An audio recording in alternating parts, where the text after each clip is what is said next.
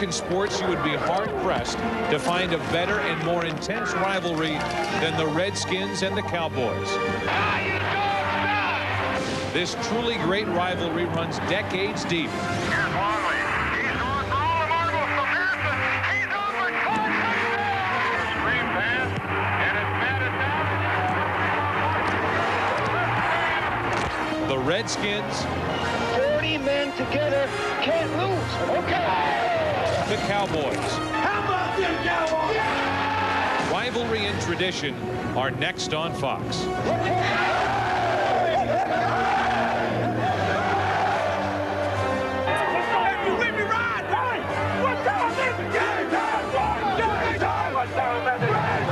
The Redskins look ready. Happy Thanksgiving. Welcome to football in Dallas, Texas. We are at Texas Stadium, and here come the Cowboys.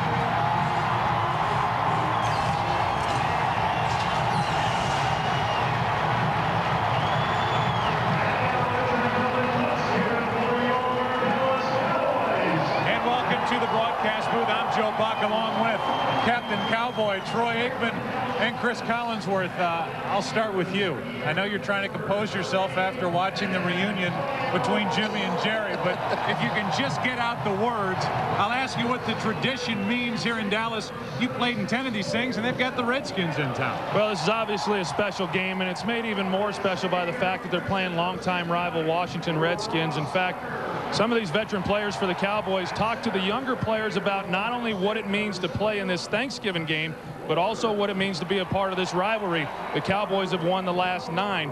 One of those players who will be making his first performance in this game is quarterback Chad Hutchinson, coming off of his best game last week. And Chris, owner Jerry Jones is hopeful that he's going to get to play in a lot more of these before his career's over. Yeah, there's another new guy to this rivalry. That's the old ball coach, Steve Spurrier. And for Spurrier, he came into the league hoping he could just throw the football all over the place. And to be honest, just hasn't quite worked out that way. So now what he's done is he's gone back to what the Washington Redskins do best, and that's run the football with Stephen Davis and rely on that great defense on that side of the football.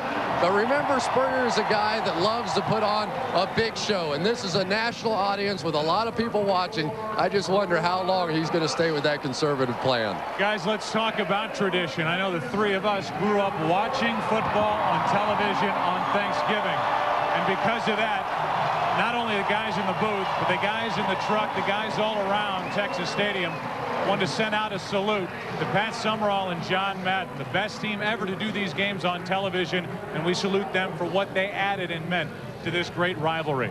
Let's ask the Sprint virtual coach question, and that is, which is your favorite rivalry? You can vote now using PCS Vision from Sprint or log on to foxsports.com. Right out of the gate, Steve Spurrier added fuel to this Redskin Cowboy fire. I've already told Dan Snyder that the first game ball I'm going to give him is when we play the Dallas Cowboys this coming season. That's the first one you're going to get. Fox Sports welcomes you to the following presentation of the National Football League.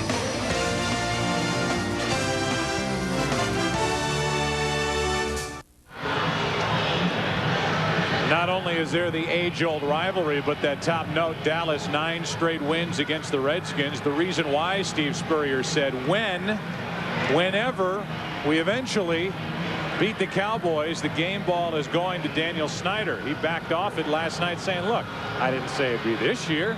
I just said when we do it. And this is his first crack at the Dallas Cowboys. Cowboys win the toss. They receive, and James Tuthill, a 250-pound kicker, gets rid of it. Let's have some fun. Happy Thanksgiving, everybody. This is Woody Dantzler, just activated. Former quarterback is dragged down. Looked like a face mask at the end of the play as Dantzler got across the 30. And it's against the Washington Redskins as somebody. Personal foul.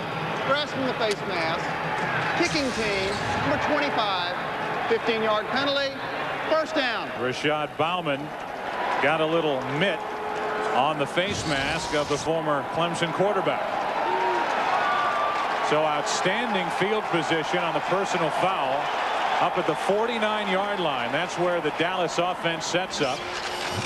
You got a quick look at Chad Hutchinson, protected by this offensive line as they start 2 rookies and a waiver wire pickup.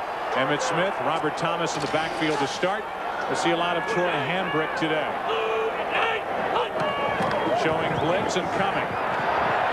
Emmitt Smith gets to midfield. That's it, a gain of 1. And the guys stuffed into those helmets across the defensive line look like this. They're all very pleasant looking people. Bruce Smith, Daryl Gardner, Dan Wilkinson, it's Big Daddy, and Ronaldo Wynn, who's been bothered by a groin strain. The linebackers, their best is LeVar Arrington. And the secondary very good at the cornerback position with Smoot and Bailey. Ohalete and Terrell are the safeties. Second down and 9. First throw. Emmitt Smith can't make the grab. Pressure by Ronaldo Wynn on the play, and that'll bring up 3rd and 9. You know, interesting, we talked to Marvin Lewis, the defensive coordinator for the Redskins, last night. He said, one of these times I hope that we can lose the toss. They had won every toss, therefore they were receiving the kick. He wanted to try to establish field position by stopping the offense, getting the ball at midfield. You get the kickoff return to the 35. The penalty puts the ball here on the 50-yard line. They lose field position anyway. Or you can do it the Mornhinweg way and just win the toss and elect to kick in overtime and lose. 3rd down and 9. Pressure and an early sack. It's Gardner who ends up around Chad Hutchinson, who refuses to go down. Well, Daryl Gardner has been the guy for the Washington Redskins that they have just been so impressed with. Of course, with the Miami Dolphins for many, many years, he's come here. And when you talk to the guys on the defensive staff, they say that out of all this all-star talent that they've assembled on the defensive side, maybe the guy that's playing best up front right now, Daryl Gardner. Yet he's a guy who is without a deal beyond this year. They signed him for only $750,000 because of attitude questions, a bad back. But he has been impressive. He was the one that recovered the fumble forced by Arrington in their win last week at home over St. Louis. Philip Filipovich. Champ Bailey.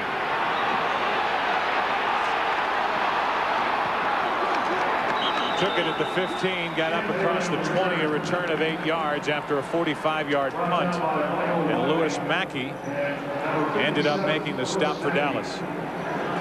Guys, I'm sorry. I'm asked to keep talking, so I will. Here's the offensive line up front. Samuels, Solfstead, Moore, Brown, and Jansen. But they rotate a lot of different offensive linemen in to the Washington Redskins. Stephen Davis and Brian Johnson, the backfield.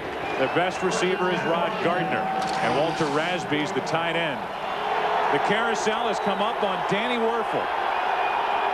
His 3rd start of the season, 2nd consecutive. Had a career high in yardage last week against St. Louis. That's Stephen Davis, not much. Got a 1.5 yards up to the 25-yard line. Chris, why don't you talk over the defense? Who are these people? Oh, we have a lot of great people here on the defensive side. Leroy Glover, probably the all-star up front. Greg Ellis, pretty good player as well. Troy, how about those linebackers, though? Well, this is really probably the strength of that group. Kevin Hardy, free agent acquisition this offseason, has been playing outstanding after coming back from his injury. And they love Roy Williams, the rookie free safety out of Oklahoma. Stephen Davis, minimal gain. 3rd and long coming up for the Redskins. Leroy Glover made the stop. Well, they talked about it on the pregame show, and it's been written about, that when the Redskins have had success, and Chris, you talked about it in the open, they've run the ball 50% of the time. That's really been the breakdown, and they did it quite a few times last week. 39 times total in their win over St. Louis. And it takes the pressure off of the quarterback position, which, let's face it, has not been the strength of the Redskins this year. The designated 3rd down guard, Trey Johnson, is in the lineup on the offensive line for Washington, and a draw play to Kenny Watson. Falls forward, and we'll see where they mark it down. Very close to 1st down yardage. That little extra spin, and we may have a measurement here early. Greg Ellis made the stop, and we'll see if Watson got enough for a fresh set of downs for Steve Spurrier's crew. Well, just because they don't make it doesn't mean Steve Spurrier won't go for it. Marvin Lewis last night was crying the blues a little bit, wasn't he? The fact that Spurrier will go for it anywhere on the field. Well, he's going to have an opportunity if he so desires, short by inches. In fact, Marvin Lewis told us a couple weeks ago he had to run down there and just plead with Steve Spurrier not to go for it. And finally talked him into punting. Well, Brian Barker is sent on the field with that wave of the hand by Steve Spurrier, like, all right, this is the NFL. All other players and coaches are watching. I can't go for it on 4th and inches. Yet. But he wanted to. Give him another try. Joey Galloway is returning punts today for the Dallas Cowboys. Look at that look. Man, I'd love to go for it. Can't do it. Sounds a little like Ross Perot. Yeah, can I finish? Galloway off his hands and out of bounds. Penalty flag comes in on the play. So a break for Galloway is after missing connection on the punt. It hopped out of bounds. Hats, flags, glasses, croquis, whistles. Turducken, tight pants, jogging referees, you name it. We got it all. No flag on the play. They're picking that baby up. Wash it. Return it to play later. Joe Avisano wondering what happened. Chad Hutchinson back to work. This Fox NFL special is brought to you by Southwest Airlines, proud sponsor of the NFL and official airline of Super Bowl 37. Guys, a lot of people probably aren't aware of the Chad Hutchinson story. He sat out 4 years from this sport to play baseball. Drafted by the St. Louis Cardinals out of Stanford. He decided to take the money. Divorced mother who raised 5 children. He said, I couldn't pass up the chance to make some money to help my family out. And after it didn't work out with the Cardinals in baseball, signed to a free agent contract by the Dallas Cowboys. A winner last week in their game against Jacksonville. This is Emmitt Smith. Gets to the edge and gets a first down for the Cowboys.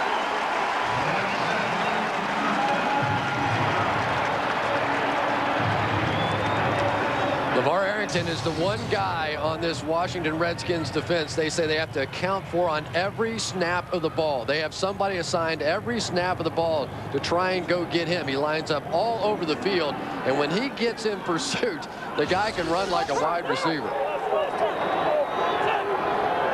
First down, Dallas. Another one for Emmett. Picking his way across the 25. He's dropped at the 27 by Ohalete. Second down coming up. And you were talking about Chad Hutchinson, and when he told us that he went and played baseball, his passion was always football. And so now he feels that he's playing the sport that he loves. He's making his 5th start, and he has provided a lightning rod for this football team. Has played very well, played exceptionally last week. The criticism on him is he's taken a lot of sacks in the games that he's played. Second down and 7. Draw play, Emmitt Smith. Up near first down yardage again for the second time already in this game. It depends on the spot.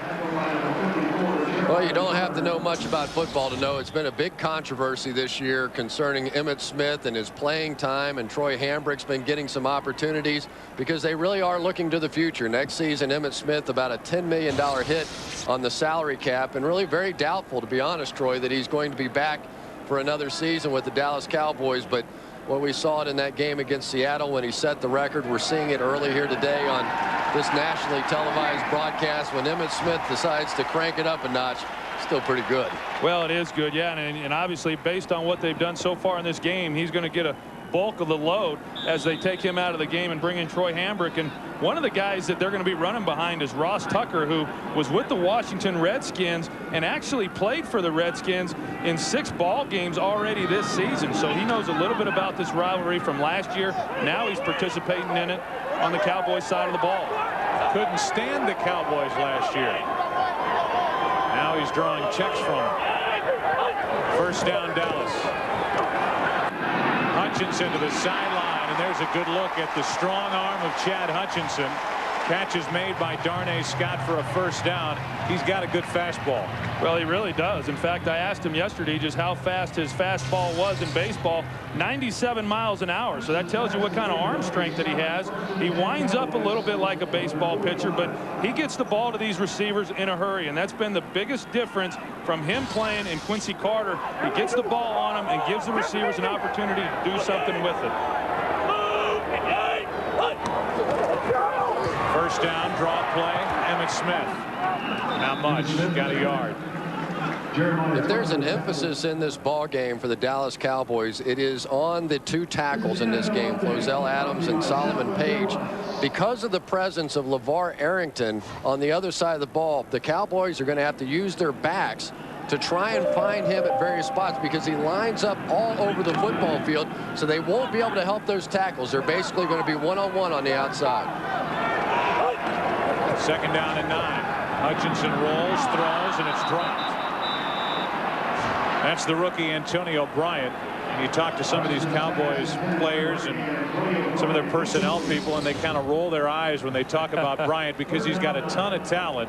But the attitude, he's an immature kid that's trying to figure it out here at the NFL level. Yeah, and what did Joey Galloway tell us? He won't even try to talk to him because he doesn't have the patience to try to work with this young guy. But he's got a lot of talent. Right now, Antonio Bryant is going through a process where he's just trying to learn what it is to become a professional. Really hurt Bryant when Rocket Ismail went out with a neck injury. It stepped Bryant up to the number 2 receiver instead of breaking in slowly. Hutchinson is sacked. Bruce Smith. Bruce Smith comes up with his 4th of the year, and that's going to force Dallas into a punt. Well, here's exactly what we're talking about. Flozell Adams over here on the left side basically left one-on-one. He had to come out on the safety on the blitz.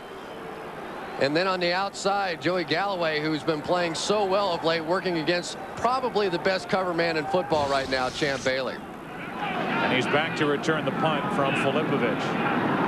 Galloway said, I see a lot of plays that are going to work, and then I almost peer behind me like, are we going to have enough time to get the play away? And that time they didn't. Bailey on a hop from the 20. Up to the 30. The ball came out, but he was down. No doubt down by contact, and the Redskins will have it at their own 30. That call made immediately by the side judge. Yeah, and it looked like it was a good call. Champ Bailey clearly on the ground when that ball came out. 42-yard punt, 10-yard return, and then the ball popped out. But it stays with Washington. There is no score with under 9 to play in the first quarter on Thanksgiving.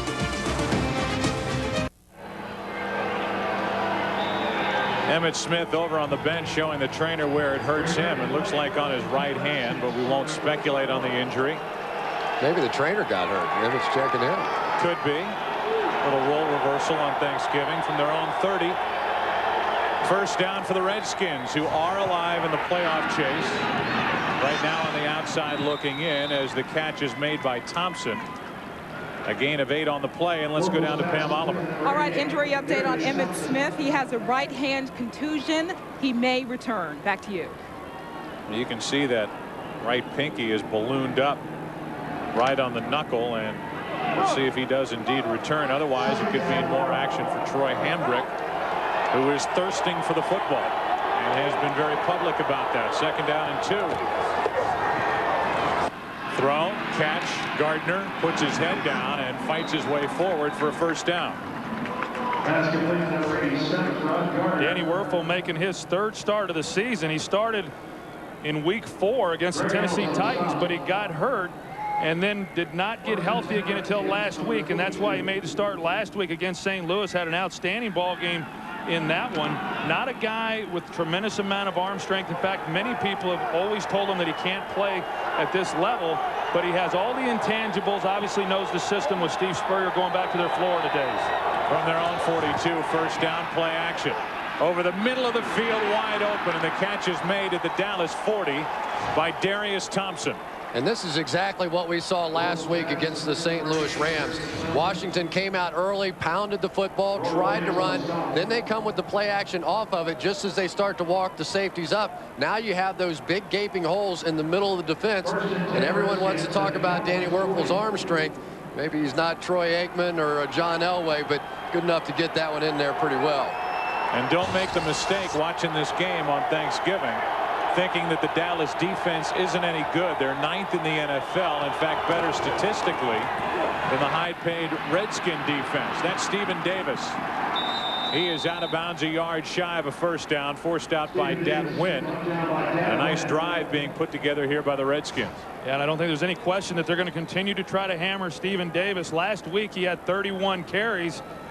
He's had 1,300 yards in average in each of the last 3 seasons. So far this season, he's on pace to not even get to 1,000 yards. But I think Steve Spurrier has realized how important it is to be able to run the football. We saw the effect it had on the previous play with the play action with Danny Wuerffel. Davis checks out. Kenny Watson is in on 2nd down and 1.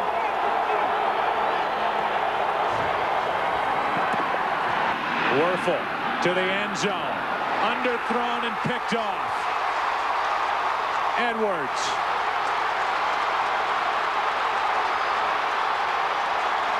Up to the 30.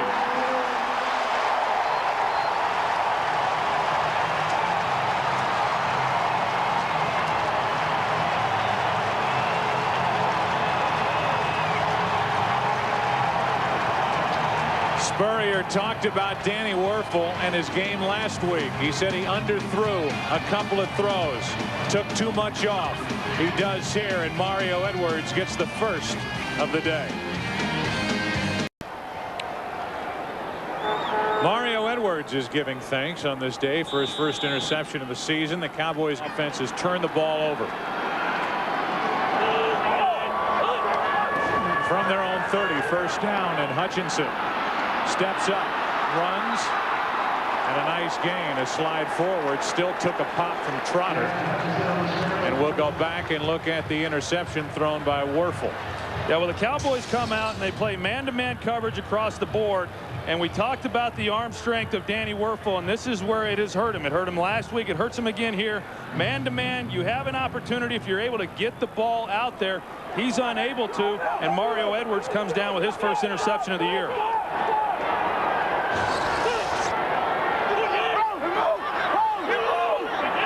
No flags or whistles. 2nd down and 3. Troy Hambrick up to the 39. 3rd down and short coming up for Dallas. And I'm sure people who watched that interception at home thought maybe, well, Mario Edwards tripped the wide receiver. That's why he got the interception. In this league, as long as you're playing the ball and your head is looking back for the football, it is not pass interference in that situation. A good no call by the officials. Even though the incidental contact happened there, it's a clean play. 3rd down and 1. 2 tight ends in the lineup for Dallas. And it's Hambrick. Won't get it. Daryl Gardner right in the middle of it for the Washington defense. And he had help. Boy, oh boy, what a play that time by Daryl Gardner, right in the middle of it. Double teamed and just stood everybody up to make the play. Right in here is Gardner is just going to take on the pile and push everything backwards, almost single-handedly making that play. So Gardner on a contract drive, still playing well, and Filipovich with already his 3rd punt with 4:24 and counting left in this first quarter. Champ Bailey waiting for it for Washington. One of the best punts from Filipovich yet. Not just today, but this season. Bailey. Filipovich in his way, and Phillip forces him out inside Dallas territory. 47-yard punt, 28-yard return by Champ Bailey. And after the turnover, the Redskins defense holds. And after the return by Bailey, good field position for Washington, no score. This Fox NFL special is brought to you by Sprint. Introducing PCS Vision. Clearly a whole new way to look at wireless. By Lexus. Introducing the V8-powered GX. A new kind of adventure begins. By Dr. Pepper and your local Dr. Pepper bottler. Be you. Nothing's better. Dr. Pepper. And by HP. HP Invent. I know that the three of us sitting up here are not the only people who have no idea what any of those wires do. I think it includes our producer, our director, our associate director. Those are some of the hardworking people on this Thanksgiving, spending their holiday with us at Texas Stadium away from their families, as Washington has it at the Dallas 48, no score with just over 4 minutes left in the first quarter. Stephen Davis running right. A nice gain on first down inside the 45, a gain of 5. All right, so we talked about this during the pregame show, and I wonder, A, how many people were watching, B, if they were watching, if they were paying any attention. We have developed, right, we've developed a trophy. Right. A trophy that we're going to give away at the end of this Thanksgiving Day game. And Chris, I've got the first nominee right here. Filipovich saving a touchdown against Champ Bailey. Now, you know, for me personally, I don't know if he's big enough, though, to be a nominee. You think that there should be height and weight requirements? Yeah. Werfel's checked off twice, and he's going to have to use a timeout. Now a flag hit, and they're going to call illegal procedure. Offense, number 76, 5-yard penalty, second down. So they don't get the timeout called prior to the illegal procedure. This trophy, now nobody has seen this thing, right? Have you seen this thing, Troy? I have not seen it, no. I don't know what could possibly be in that box. It could, you know, the thing could be moving around for all I know. That's a dangerous looking guard right there, isn't it? Oh, nobody's going to mess with it, I know that. You think the trophy could actually be alive? Well, I mean, it's Thanksgiving, you never know. No air holes in that thing. Second down and 10. Out of the backfield, Davis. The throw is behind him. Third down coming up. Did you ever get one of these awards on Thanksgiving? You played in 10 of these things, Troy. You know what? Actually, I did. I got one of the 10-legged turduckens that were handed out by John Madden and company when they were doing these games. And there's not some kind of bird in that box. No, I promise you that. And there's only one of these things. Just one. There's not like 10 legs anymore. Just one. 2 legs. Third down and 10. Cowboys come on a blitz. Werfel flushed. Picked off again. Ross, the rookie. And again brought to the 30-yard line. 2 interceptions thrown by Danny Werfel. And he'll start to look over his shoulder as he heads back to the bench. So one thing, Troy, as a quarterback for Steve Spurrier, if you start like this, it's tough not to look over your shoulder. Matthews, the backup today. Another interception by Werfel, who is tucked behind a couple of players. Derek Ross just got him. And Emmitt Smith is indeed back in the lineup. Right tackle, Solomon Page, popped up a little too soon. Prior to the snap, false start, offense, number 77, 5-yard penalty. Back to the interception now. Derek Ross, for a rookie, makes a really incredible play. Right here is going to be Ross, and he's basically going to bait Danny Werfel into thinking that Rod Gardner is open deeper, and it was just an easy interception. Sort of a rookie-ish play that time by Danny Werfel. On first down, Hutchinson floats it. Penalty flag on the play. Bryant, the intended receiver. And it was Fred Smoot on the coverage. Terry McCauley, by the way, is our referee today. Well, in this Redskin defense, they continue to challenge these Cowboy wide receivers. They feel that the matchups are in their favor, which they should be right there. Illegal hands to the face. Defense, number 21, 5-yard penalty, automatic, first down. I'll tell you what, I didn't see much there. I didn't see much there to warrant pass interference call on Fred Smoot. And Fred Smoot's a guy who's gotten a lot more confident as the year has progressed. He's never been a guy who's lacked much confidence, and I think this style of them coming up and challenging these receivers and playing man-to-man fits right into what Champ Bailey and Fred Smoot like to do. All they got him for was illegal hands to the face, so 5 yards and automatic first down. And Emmitt Smith. How about those moves, Troy? You used to hand him the ball like that, and he'd make moves after you gave him the football. Well, I think Emmitt Smith's been hearing all week how his days are about numbered here in this Cowboys uniform and in front of a national audience. He wants to show what he's capable of doing, and you're right. These are the types of things that a lot of people out there have grown accustomed to watching over the years. Tony McGee on the outside taking care of LeVar Arrington, allowing Emmitt to sneak inside. Second down and 4. Wow. What a hit by Ronaldo Wynn. He met Emmitt Smith, dropped him immediately in a loss of 1 on the play. Now that was a hit. Third down coming up. That was a big-time hit. It looked like anybody got on him. You take a look, and as soon as Emmitt gets the ball, Ronaldo Wynn comes out of nowhere and just meets him right in the hole. And easy to do when you don't have anybody blocking you, and that's been the real weakness of this Cowboys offense, in which when they came into the season they thought that offensive line play would be a real strength of theirs. Third down and 5. Play action. Hutchinson trying to buy time, and he throws it away to avoid the sack.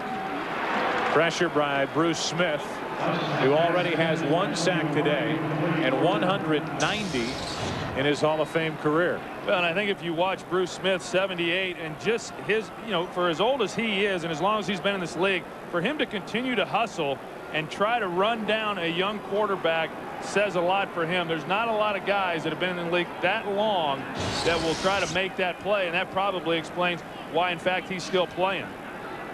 18 years he's been doing that. 39 years old, and now Champ Bailey for his 4th punt return, and it's blocked. The whistle is blown. They're marking the ball at the 25, and that's where the Redskins will take over. They never did find the football.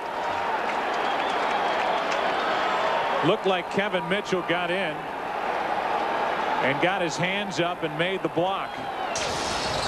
Let's listen.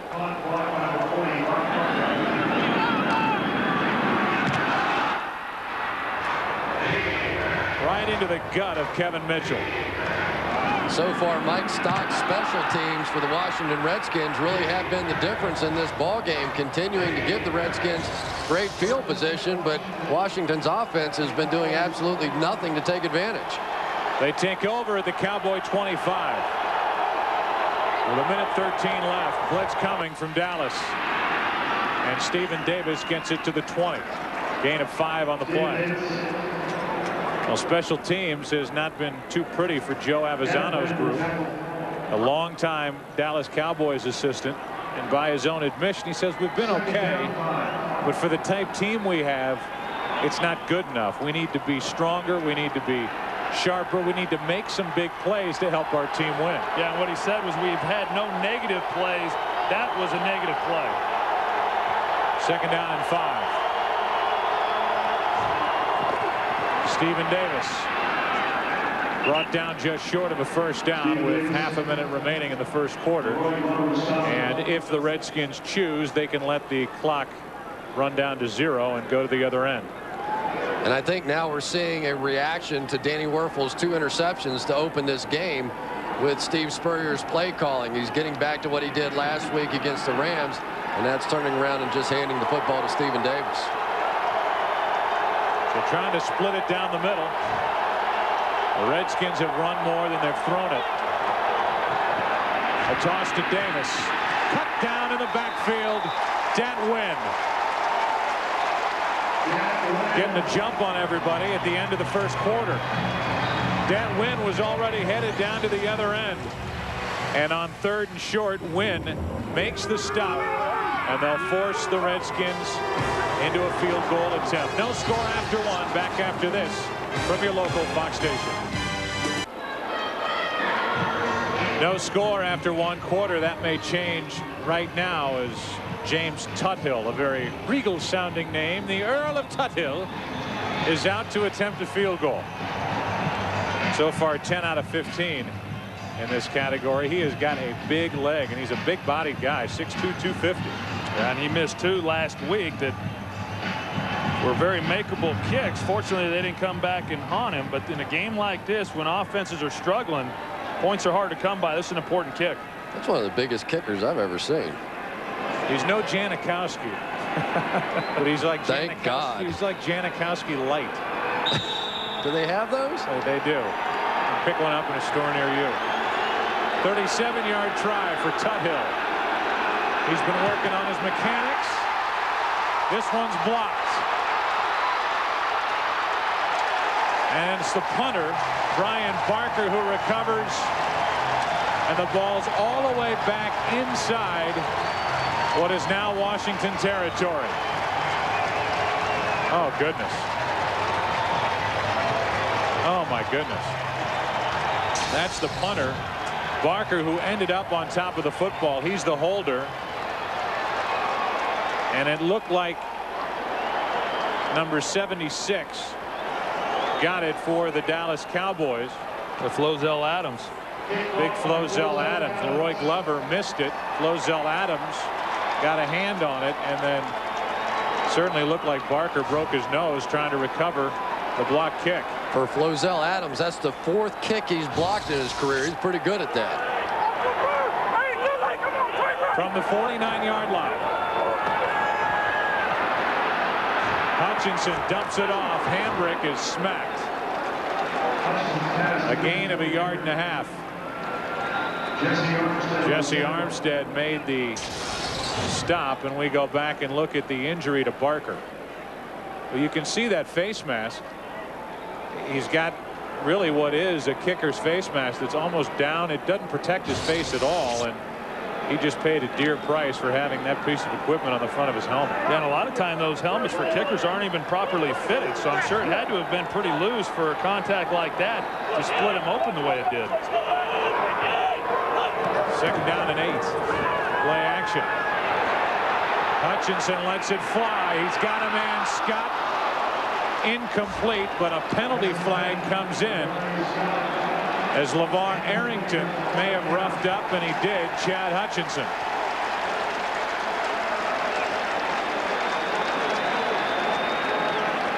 One thing they say about Hutchinson is he is tough, and you have to be when he gets hits like that. Defense, number 56, leading with the crown of his helmet. 15-yard penalty, automatic, 1st down. Well, they got Darnay Scott here working against Fred Smoot. They had an opportunity for him. He's running across on a deep crossing route. And Chad Hutchinson just unable to keep him in the field of play and get the ball on him. And that's really more reminiscent of the first few games that Chad Hutchinson played rather than the one he did last week. Last week he was accurate, but boy, that is a huge miss in the ball game for the young man. Yet because of the personal foul on Arrington, the ball's inside the Washington 35, and Troy Hambrick dives down to the 29. Troy, you are well aware of how hard LeVar Arrington can hit. December 10th, 2000. This was the final play of your career. Yeah, I'm up here in the booth after that play, and I tell you, Chad Hutchinson, he didn't take anything like that blow right there. And I don't know what a defender is supposed to do. I really don't. I mean, LeVar Arrington comes in. It looked to me like he makes a good clean hit. Chad was just getting rid of the football, and yet there's a penalty, and those things are penalties that really change the momentum and change the outcome of games. That last picture of you sitting over on the bench looked like you at one of our production meetings. An injury. And we'll take a timeout here in Dallas. 2 players down. This Fox NFL special is brought to you by Miller Lite. Life is best told at a place called Miller Time. By Volkswagen. On the road of life, there are passengers and there are drivers. By Burger King. Get a Simpsons talking watch for just $2.39 with the purchase of any value meal. And by Lord of the Rings, The Two Towers. In theaters December 18th. Rated PG-13. We've got injuries all over the place. They're going to cart Barker, the punter, off the field. The Redskins punter. And then 2 injuries on this play. You see 54 Trotter go down, and Flozell Adams at the end of the play gets rolled up on from behind.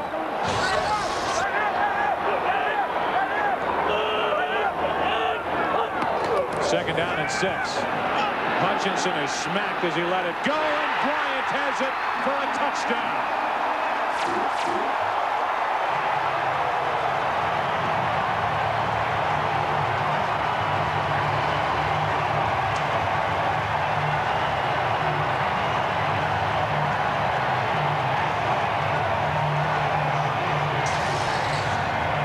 First, you're going to see the pressure by Bruce Smith. Comes unblocked. Chad Hutchinson just has time to get rid of the football, and then Fred Smoot just plays this ball terribly. Not a great thrown ball.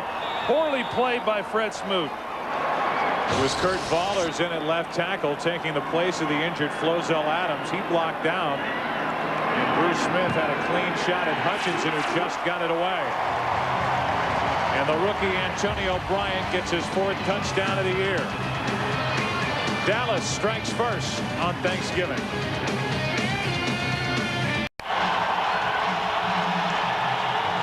Welcome back to Dallas. They found that Sky Mall picture of us.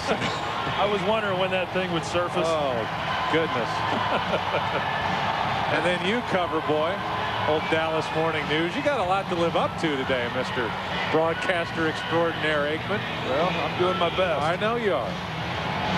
So is Antonio Bryant, at least today. And they talk about practice habits.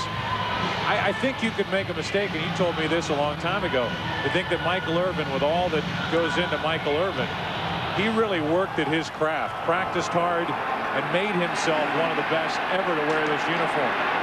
As Kenny Watson takes the kick, crosses the 25, he made it out to the 28, just thrown backward. But they're looking for more of Michael Irvin type practice tendencies from Bryant to get him to the next level.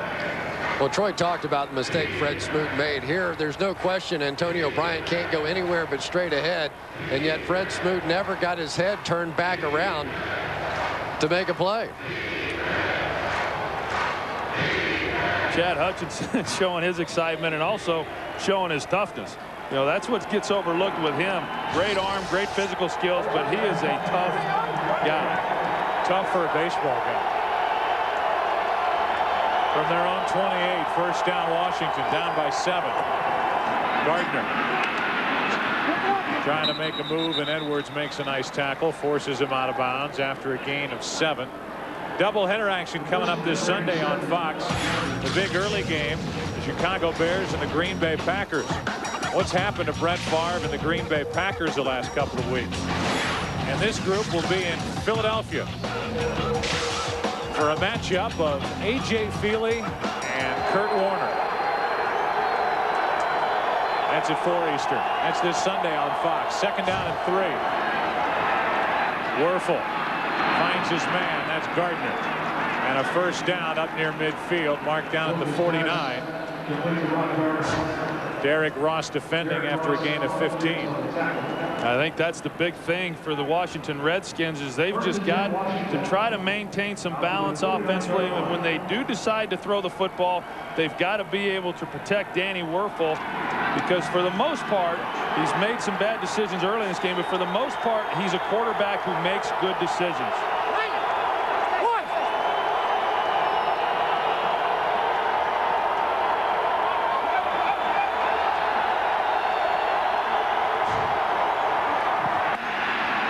Werfel lets it go and skips it to Gardner. Gardner with a little look of disgust as he turned back inside and wide open. And, you know, it's unfortunate because Danny Werfel has done so many great things at the University of Florida. I'm an alumnus from down there, and here's a guy that won the national championship. It has been somewhat of a good luck charm for Steve Spurrier. You just got the feeling that throughout the course of the year, he was looking for a spot to get him back in. And every once in a while, he'll skip one in there, and people are always going to question the arm strength. Second down and 10.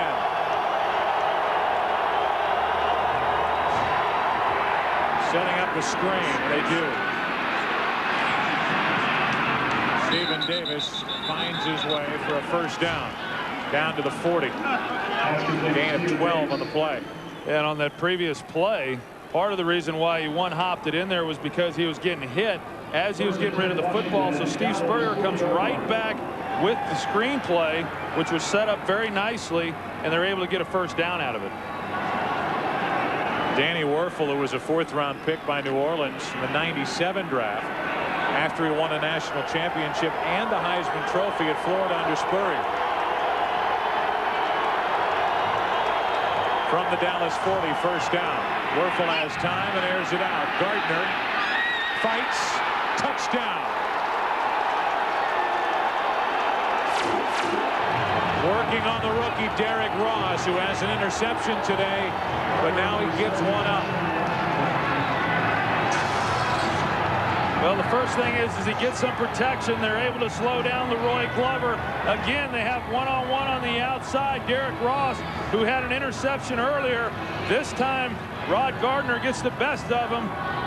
Touchdown, Redskins. And I tell you what, the officials are really letting these wide receivers play out there. That time, Gardner with a nice little push in the back of Ross and got away with it. Shane Matthews is the holder. Takes over for the injured Brian Barker. And Tuthill ties it. So Danny Werfel has thrown 2 interceptions today and now a touchdown as he finds Gardner. Tie game, second quarter in Dallas. Well, I bet you do. You can make millions doing that. Tuthill. Woody Dantzler gets to the 25, and we go down to Pam Oliver on the sideline. We miss you up here, Pam. Oh, I'm fine right down here, Joe. Thanks a lot. Redskins injury updates for you. Linebacker Jeremiah Trotter, the trainers have heavily taped his right knee. Trotter has a sprained right knee. He's trying to work that out as we speak. Their punter Brian Barker has a broken nose. He's gone into the locker room. For the Cowboys, Flozell Adams has a sprained left knee. His return is questionable. Back to you.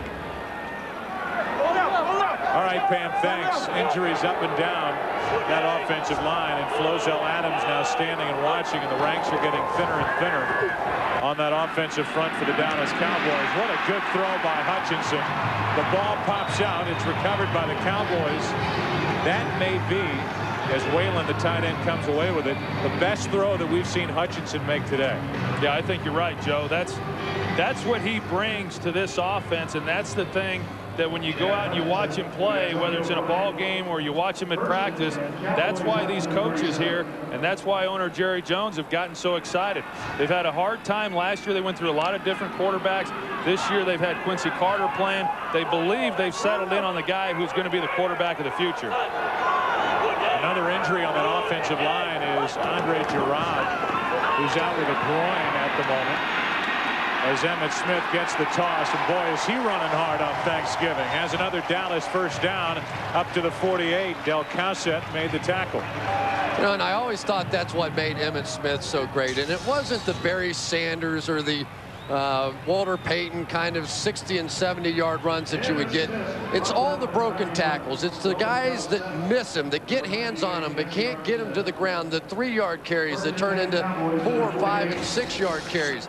And that's the reason he's the all-time leading rusher in the NFL. But isn't it, in a way, almost like a backhanded criticism as Hutchinson drills one to Galloway and the catch is made, in that Emmitt Smith seems to be able to still do it when he wants to. When he wants to set the all-time rushing record against Seattle, he turned it on and had a 100-yard day against a very porous Seahawks defense. And today on Thanksgiving, cranking it up against the Redskins, it still seems to be there, just not every week. Well, and I don't know that it will be there every week, even if he wants it to be, just because he's got aging legs. But those are some of the decisions that this organization has to make as you see him make another long run. Brought down at the 30. Champ Bailey with a tackle. I'll tell you what, his aging legs look a whole lot better than my aging legs. Emmitt is just popping this thing, and this is sort of like the old days behind the great offensive line that you had. Good lead block in there by Robert Thomas. But anytime Emmitt can see the hole and he has such great vision, allows him to get in and pop back out of that one. You're talking about an offensive line now that does not have a healthy backup available, with Matt Lair in at guard for Girard. First down for Dallas. Play action, and Hutchinson taken down from behind. Bruce Smith has been a handful today for the Cowboys offensive line. That's his second sack, and he's been all over Hutchinson since the start. Well, you're talking about aging legs, and then here comes Bruce Smith. Shows this little bit of speed right there coming around the corner and is able to get to Chad Hutchinson. But you're exactly right. Bruce Smith is having a whale of a day so far in this game today. Smith walks out. Darius Jackson comes in as his replacement. This is the tight end, McGee. He's down to the 25. Well, if you can't block him, roll away from him, I think, is Bruce Collinsworth's philosophy here. Just having so much problems with protection, and this offensive line has really been the Achilles heel for the Dallas Cowboys all season long. So many injuries during the course of the season. They just haven't had the same guy playing in the same spot, and of course missing Larry Allen basically for the entire season. They've had no continuity at all. Blitz coming from Washington. This is Wiley. He's got a first down out of bounds at the 10.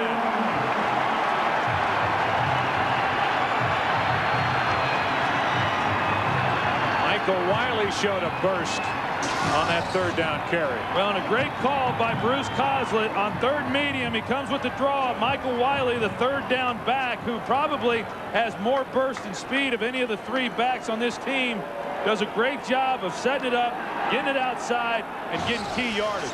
And don't forget Jeremiah Trotter out of the game. That time Lamar Marshall simply not making the play. Hutchinson is going to spend a Dallas timeout. Cowboys will admit only recently have they all started to buy in to the offense of Bruce Collinsworth. 7-7 second quarter.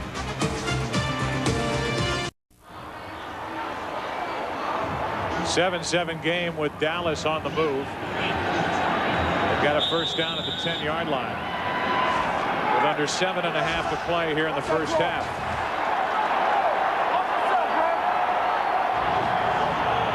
Even on the yardage so far. It's first and goal, and Hutchinson sacked. That's big number 72, Carl Powell, and gets his second of the season. Let's go back to the previous play where the Redskins were gouged for another draw play. LeVar Arrington playing on the outside as a pass rushing in, and he doesn't like it a whole lot. I think he's back yelling at Marvin Lewis saying, put me back in the middle, give me a chance to make some plays running around. As a specialist, he's almost trapped over on that left side and can't use his speed to make some of those plays. Against this banged-up offensive line of the Cowboys, 4 sacks today already for Washington. Having to make a move in the backfield is Hambrick. And Troy loses yardage on the play as Fred Smoot comes up. Arrington was there as well for Washington. That makes it third and goal. Ball's all the way back at the 17 now. And Troy, one of the tough things for any young quarterback is having to throw the football down inside the 20-yard line. It just is so much quicker, so much faster, and you just wonder if Bruce Collinsworth's going to put him in a position now with third and long to throw the football. Well, I was surprised by the first down call when he called a pass play, and Chad Hutchinson has got to know that things happen faster down in this area and get rid of the football. This is Wiley again on a draw play, trying to get outside, trying to get to the end zone, and he's brought down short at the 2. Ohalete made the tackle to save the touchdown, and that'll bring up fourth down, and this crowd is begging the Cowboys to go for it, but it does not appear they will. Probably poor tackling as much as anything. You see Michael Wiley, they got a shot right there to bring him down to the ground. If they tackle him there, he does not pick up the first down, but Michael Wiley showing some of the moves that he has and making some people miss. So was the umpire. He was just trying to get out of the way. That was Lamar Marshall, the linebacker, that had a shot. Cundiff now. He has struggled of late. Missed 3 of his last 4. 21-yard try. They just got the play away, and that puts Dallas on top 10-7. Let's take a look at the Redskins season in review. They called him Snyder's new savior. The hiring of Steve Spurrier. The fun and gun has begun after ripping through the preseason. These Redskins come into this game with a record of 5-6. Right now on the outside looking in, the playoff picture and the quarterback carousel. All three quarterbacks have had a shot at starting. That includes today's starter Wuerffel, Shane Matthews, and the rookie Patrick Ramsey, who took over for Wuerffel in that game 4 at Tennessee, was outstanding, but then struggled the next 2 games, and Matthews was back at the controls. Yeah, and we had a chance to visit with Steve Spurrier yesterday, and there's so much talk about when a college coach comes into the NFL, how are they going to fare?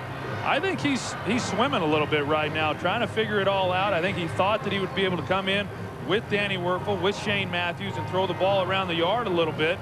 But he's realized that he's not able to do that. He doesn't have the personnel to do that.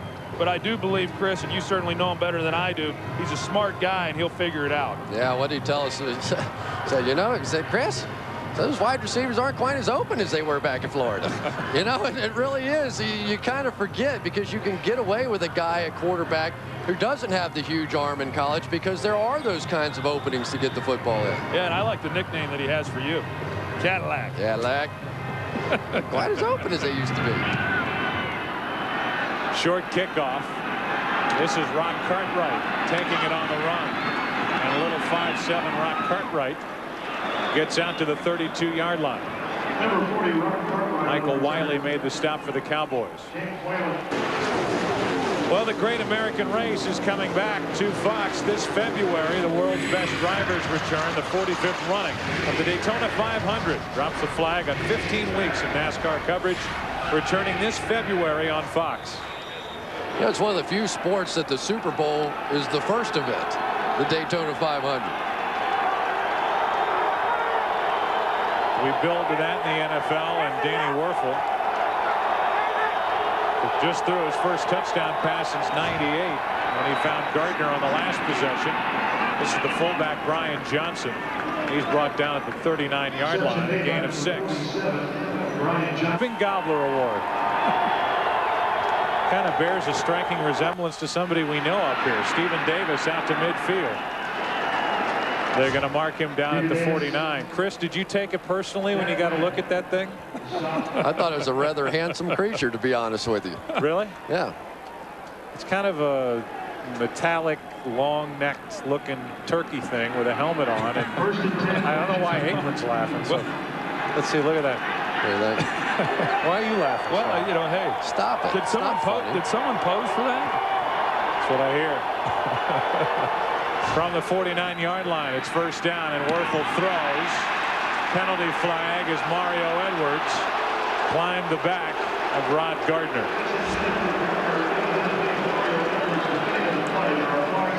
And they are going to call pass interference on Edwards. They get the pass interference call on Mario Edwards, but if you watch, Rod Gardner's got to work. Well, defense, number 27. That was actually a better call than what I thought it was. It looked like Rod Gardner could have worked back to the football, but as you saw from that angle right there, Mario Edwards clearly had a hold of the back of his jersey. And you're allowed to put your hand on the back, but anytime you grab or pull and turn, that's when the pass interference comes into play. Edwards an interception today. And now the pass interference call, which brings the ball down to the 38.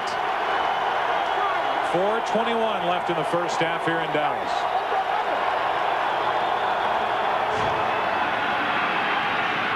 Wuerffel lets it fly, and he has his man. That's Darius Thompson.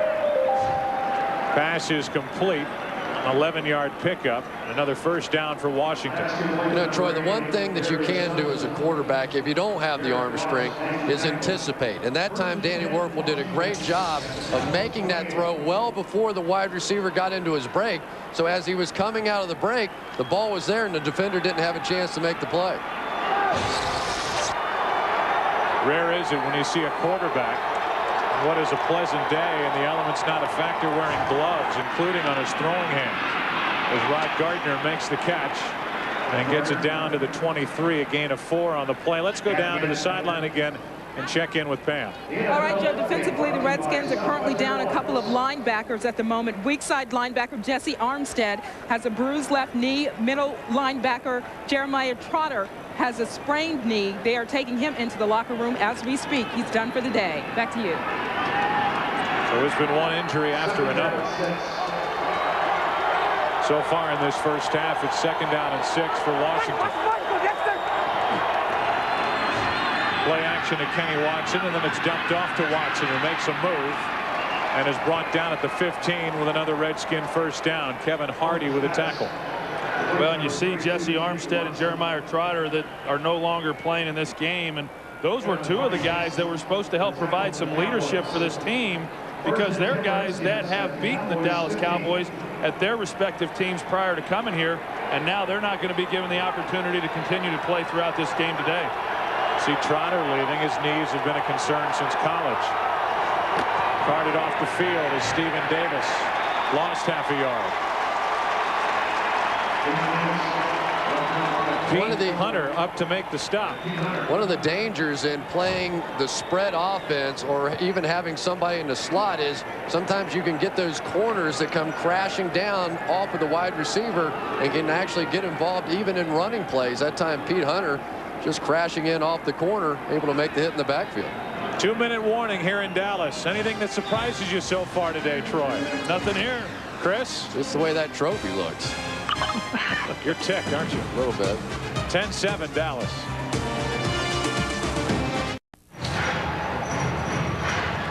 10-7 Dallas. 2 minutes left. Washington on the move. Aikman wants to deal with the glove on the right hand of Danny Werfel. Well, I never wore one, but I believe the reason he's wearing it is because they don't let the teams do much with these balls. They're awfully slick. So by wearing the glove, it presents some tackiness to it, and he feels that it'll allow him to throw the ball with more effectiveness. 2nd down and 11. Empty backfield behind Werfel. Floats it. Has his man Flemister for a touchdown.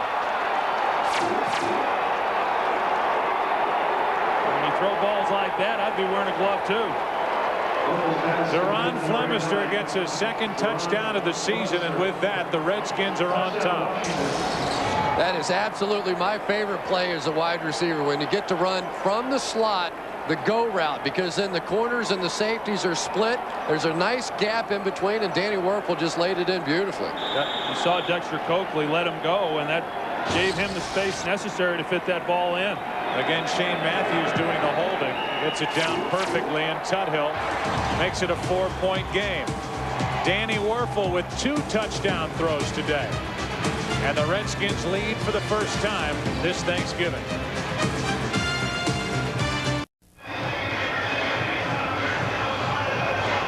Nice drive put together by the Redskins. 7 plays, 67 yards, 3:41 off the clock. A 16-yard touchdown throw from Danny Werfel to Zeron Flemister. And it looked like we might have a new candidate for the trophy. Galloping Gobbler. We got a little dance there going to break from Flemister. That's big number 75, Brandon Noble. He takes the ball, crosses the 35, and the Cowboys will start with it at their own 38. Watch the gap that comes in right here for Zeron Flemister as he works his way past the linebacker. Then the safety just out of position. I don't know why he was in so close. And here's your dance, Troy. Yeah, that's the Galloping Gobbler dance. In fact, he just created that thing. I mean, I don't know exactly what our criteria is for picking this recipient, but right now he's got my vote. Think his neck's long enough? Timeout called for by the Redskins. They were trying to get Antonio Pierce, an extra linebacker, off the field. Redskins call timeout. Dallas has it down 4.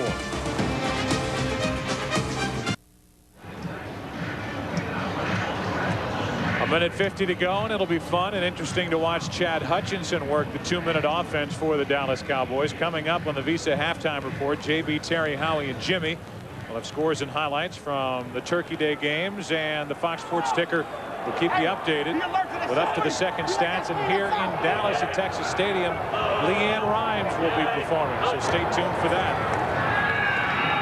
Hutchinson throws and out of bounds, incomplete.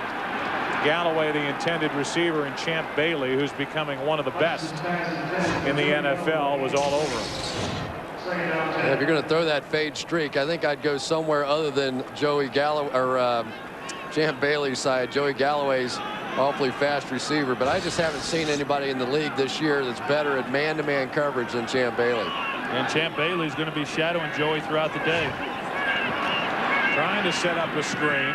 Bruce Smith sniffed it out, and Troy Hambrick is in trouble. Gets out of trouble and turns it into a 1-yard gain. Good effort by Troy Hambrick. Kevin Mitchell made the tackle. And the Washington Redskins are going to call a timeout as the Dallas Cowboys are faced with 3rd and long. Where's his trophy? Is it back here? We got leaves up in the booth. We have a plasma screen. And now we got this thing. People of America, I present to you this, the Galloping Gobbler, which after this game we will present to an unwitting soul who has no idea what this thing means, nor do we. Whether they want it or not. It's not optional. You got to take it if we give it to you. Well, there's the Collinsworth. There's the neck right there, where whatever the inspiration was behind that one. Let's see. I have to get a little profile. Let's do football. 1.5 minutes left. 3rd down for Dallas, and Hutchinson has all day. Throws, and it's nearly picked off. In fact, it was Galloway playing defense on Bailey to prevent the interception. And now with 1:24 remaining, Washington will get the ball back. Well, and Champ Bailey's turned into one of those corners that's just a shutdown corner, and oftentimes he'll go with the other team's best receiver. Today, that's Joey Galloway, and he doesn't give a lot of space for these quarterbacks to get the ball, and does a great job of shutting down the other team's best player. Said it would be fun and interesting to watch Chad Hutchinson work the 2-minute offense, and it was not anything but. Filipovich gets away. Good punt. Champ Bailey from the 9. Lays down at the 19. We look back at the Washington season in review. Let's look back at the Cowboys, and boy, did this thing start ugly, Troy. Losing in Houston. Come on. Yeah, and that was one I think they really had counted on winning, playing against an expansion team, but they got woke up in a hurry. Nobody counted on them beating St. Louis on the 48-yarder by Cundiff. And then they have gone from Carter to Hutchinson. And no matter who's been back there, it has been difficult protecting the quarterback. And I think that's really where their problems have stemmed from. Offensively, let's face it, that's why they've had the season that they've had. And the offensive line has been a big part of that, because you see there, Larry Allen, he's no longer playing. He's on IR, and they've had to shuffle. In fact, this is only the 3rd game that they've had these same guys playing along that offensive line, and now many of those players are out. Handoff is to Stephen Davis. He gets to the 26. And then is thrown backward. Mario Edwards made the stop. And the Redskins are in no particular hurry right now. Yeah, and I think Spurrier's thought is that, well, if we pop one out here and we get a little room to operate, maybe a 1st down, then we'll start using a few timeouts and see if we can get something going. But he has to be pretty comfortable going into this halftime up 14-10. Washington only with 1 timeout remaining. Trap, watch the trap. 2nd down and 3, and somebody's looking for a trap. Stephen Davis back to the line of scrimmage, might have picked up half a yard. 3rd and short coming up. It appears the Redskins are indeed happy with the score. Well, you heard the defense there hollering, look out for the trap. That's what the Redskins ran. Not surprisingly, they didn't pick up any yards. It's also one of the things that you get out of Dat Nguyen there in the middle, is a guy that's been around a little bit, and they were sure excited to get him back just to figure out some of those plays. That's going to do it for the first half here in Dallas. This great rivalry, the Washington Redskins, the Dallas Cowboys. The Cowboys have defeated Washington 9 consecutive games. Halftime coming up. The guys from the studio and Leanne Rhymes from center stage right here at Texas Stadium.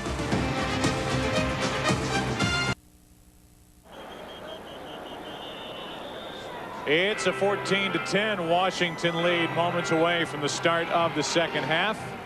Pam Oliver is standing by down on the sideline. Pam? Hey, Joe, with the Cowboys down by 4, Dave Campo wants to see 2 things in the second half. He says we want to run the ball better and pass defend. He says other than a couple of plays defensively, he felt like that the Cowboys did a good job. As for the Redskins, Steve Spurrier said really happy with that second quarter, Pam. We want to play like we did in the second quarter in the second half. They want to mix it up between the pass and the run a little bit better, and defensively, with those linebackers hurt, he says guys just have to step up. Back to you. All right, Pam, so we'll see how the Dallas Cowboy offense can take advantage of the Washington defense with the linebackers. Somebody go. He might win the galloping gobbler, that guy. That's pretty impressive. Somebody go catch that guy. Well, let's talk about, what do you want to talk about? I leave it up to you, Mr. Cowboys. You know, I think that what Pam said and Dave Campo said, I think is exactly right, that they've got to run the ball a little bit more and a little bit more effectively because they're not pass protecting for Chad Hutchinson right now. That's going to be a real key. And I say, Mr. Cowboys, by the way, knowing right now that you're a completely impartial journalist. You now stepped into the world of journalism. That's what happens when you don the headset here. Right? This is what journalism feels like, Chris. You guys are pathetic, man. You know, Danny Werfel, to me, is the story of the first half. Here he comes out early in the ball game, throws the 2 interceptions, and then turns around in that second quarter and really begins to play some pretty good football. Kenny Watson takes the opening kick of this second half and gets a good return out across the 35. Marked down at the 37-yard line. And we look at some of the statistics as they rough it up down in the field. Leanne Rhymes got them all upset at each other listening to the music. She did a great job at halftime. There are some of the first half stats. See the turnovers. A couple of interceptions thrown by Werfel. By the way, no points off turnovers in this game so far. And key injuries. Barker, the punter, out with a broken nose. Trotter, Armstead out with a knee. Ankle for Adams, and Girard a groin. So across the offensive line, they have enough to fill the spots, but nobody healthy to back up anymore.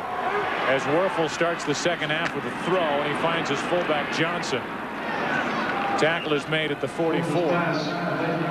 Dexter Coakley is in on the stop for the Dallas Cowboys. Yeah, and Washington comes right out in a 3-wide set, and when they do that, they get Pete Hunter. The Dallas Cowboys, they get him out on the field. Not a great cover guy. That is a formation that favors the Washington Redskins. They stay with it right here. But you have to be able to protect out of this thing. Werfel again changing it up at the line. Plenty of time on the play clock. Great effort, but incomplete. Willie Jackson, the former Atlanta Falcon, the intended receiver. Pressure on the play by Brandon Noble, the big defensive tackle for the Cowboys. Third down coming up. Yeah, that one, exactly what I was talking about. The Dallas Cowboys, as soon as they see that 3-wide receiver look, they start looking to try and bring some more people because the Redskins just aren't in a position to protect the way they are in their 2-back set. Third down and 3.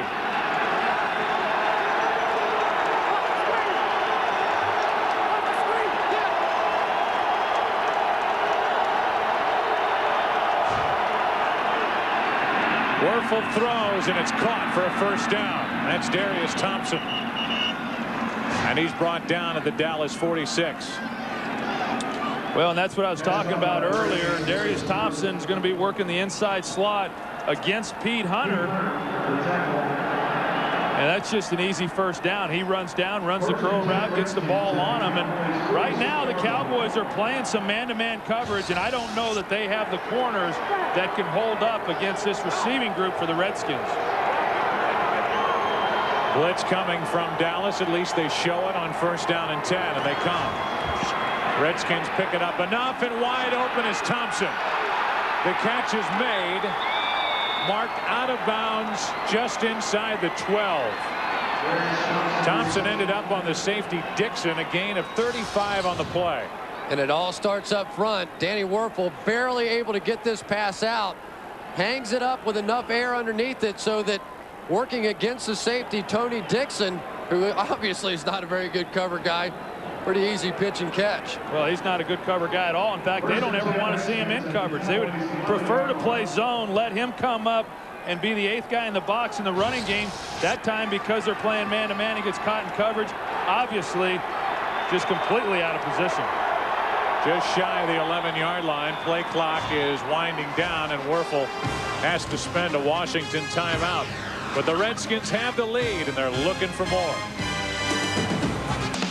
This Fox NFL special is brought to you by Saturn, makers of the View, redesigned L Series, and the all-new Ion.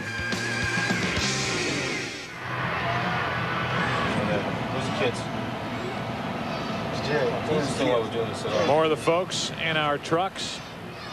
I know we don't have the best announcers in football, but we got the best crew. They are outstanding, working hard every week. First down and 10 from just outside the 10. Wuerffel faked the handoff, looking for somewhere to go with it, and he finds Thompson for the touchdown. 3 touchdown throws today from Danny Wuerffel. Well, I think an awfully good call by Steve Spurrier. A little bit of a trick play there. They come off the play action, allow Wuerffel to sprint out to the right. And he gets him the football, but just a very well-designed play by Steve Spurrier. And as you can tell, Dallas Cowboys had no idea what was coming at him. You can see the catch was good as Tuthill misses the extra point, and Tuthill is really struggling. The kicking game for the Redskins a mess right now, but the good news for Washington, they add to their lead. 6 more points, up 20-10.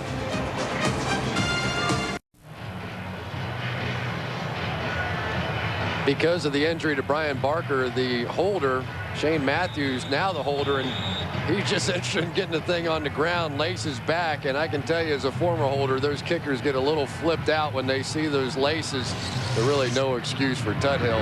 Got to be able to kick an extra point. Woody Dantzler waits for it, takes it from near the 10. And he collapses at the 27. Let's take a look at the playoff picture in the NFC. As you look at Mr. Woodson there. Top 6 make the playoffs, the division leaders, and then you would have Atlanta and New Orleans. But you see Washington still on the list, trying to even their record at 500 to the win today. St. Louis still trying to get to 500. They were there for a while at 5-5, but lost to Washington. They'll be at Philly this week. So Washington, they still have hopes of making the playoffs. New Orleans has fallen on tough times the last couple of weeks. Atlanta is the hottest team in the NFC.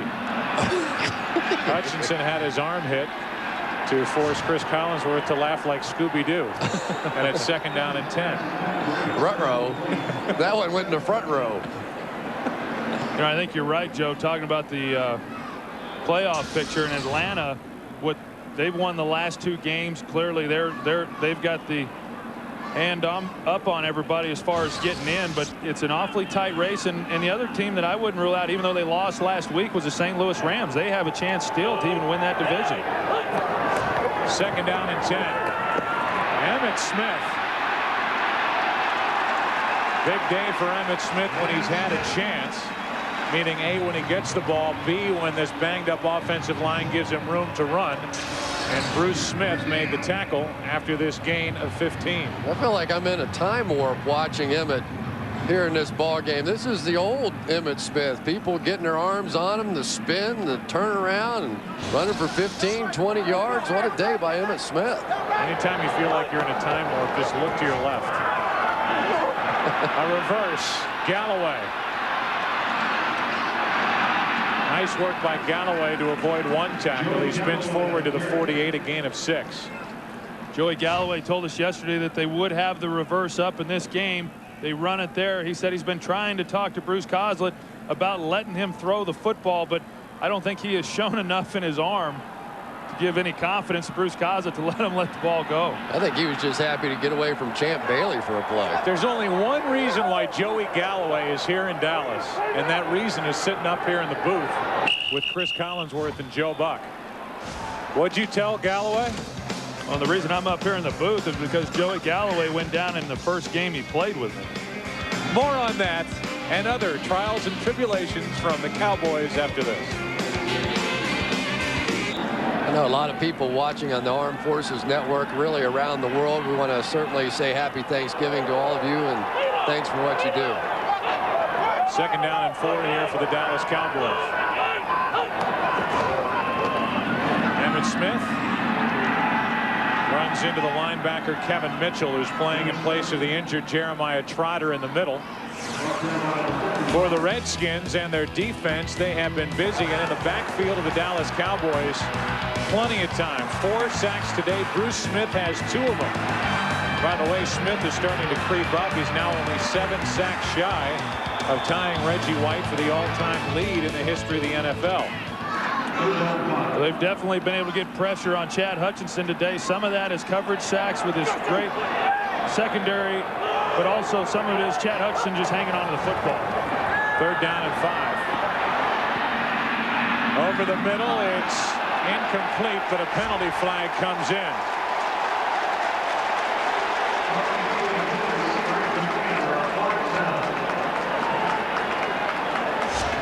And it's against the Washington Redskins.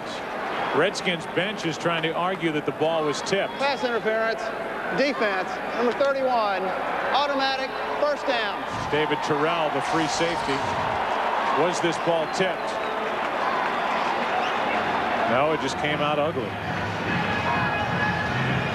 Well, you can see right there, David Terrell over his back and over the back of Tony McGee, and yeah, good call by the official. So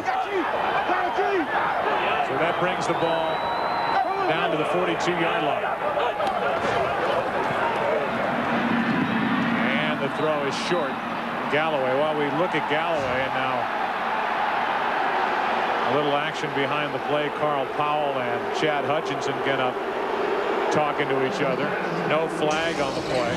We watched Champ Bailey cover Joey Galloway. Just a fantastic job on the outside, and I think what they're doing now, Troy, is they're saying, all right, I know Joey Galloway can't get behind him, so we're going to try that stop route because Champ Bailey's beating him to the point. Well, and they were working on that the other day in practice, trying to throw that fade stop. Champ Bailey gets up on top. They want to throw it to Joey Galloway's back shoulder. They had about as much success in practice as they had right there on that one. 2nd down and 10. Trying to set up a screen. Emmitt Smith brought down in the backfield. And the play by Jesse Armstead, who's back in the lineup for the Redskins. That'll bring up a 3rd and forever for Dallas. This Redskin defense just doing a fabulous job right now. And Jesse Armstead does a great job right there of fighting through 2 potential blockers in order to get to Emmitt Smith. Born right here in Dallas, Texas, 5 consecutive Pro Bowls with the Giants, was twice named their defensive MVP, a star player. The only question is how much is left in the tank. At least a little bit on that play. Redskins showing blitz, and they come. Arrington is picked up, and over the middle, the pass is incomplete. Kenyon Rambo, the intended receiver, and the little cornerback, the rookie from Oregon, Rashad Bauman, was defending for Washington. Well, there's just nowhere for Chad Hutchinson to throw the football. Just a great job by the secondary. Again, they're locked up in man-to-man coverage, and across the board, there was just nobody given a chance for Chad Hutchinson to get him the ball. And Joey Galloway, who is such a good player and having such a great year this year, Champ Bailey's just eating him alive, running stride for stride down the sideline. See the day for Filipovic. His 6th effort. Bailey will let it go over his head, and it takes a good Dallas bounce. It'll be down at the 3. That's where the Redskins will take it. They lead by 10. This Fox NFL special is brought to you by Southwest Airlines, proud sponsor of the NFL and official airline of Super Bowl 37. By Cadillac, bold vehicles defying convention. By T-Mobile, get more minutes, more features, more service. And by Dr. Pepper and your local Dr. Pepper bottler. Be you, nothing's better, Dr. Pepper. 102nd consecutive sellout here at Texas Stadium, and this big crowd is trying to urge this defense to do something. Coming in ranked 9th in the National Football League, and they have been shredded by Danny Werfel in this Washington offense. Good play. Stephen Davis brought down. Dat Win The middle linebacker made the stop. Mike Zimmer, the defensive coordinator, said that last week Dat Nguyen just didn't play very well at all. They expected big things today, and so far we've seen plays like this all over the field from Dat Nguyen.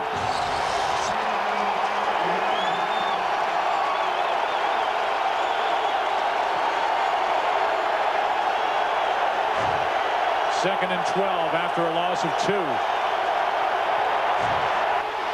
Looking for a quick throw, it wasn't there, and Werfel floats it out of bounds.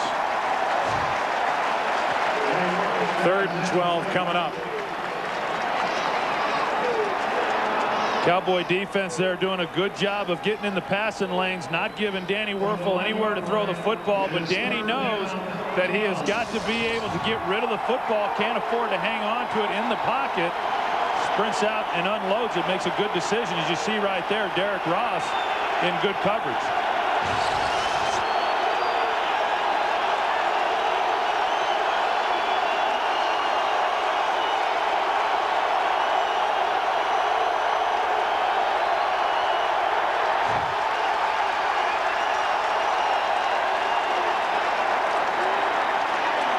Timeout called for by Washington. They're left with only 1. And they're facing a 3rd down and 12. Backed up near their own end zone. Instead of taking a delay of game call and losing only about half a yard, the Redskins used their second timeout of this second half, and they're faced with a 3rd and 12. Remember, their punter, Brian Barker, is injured. A big play here for the Dallas defense, an opportunity.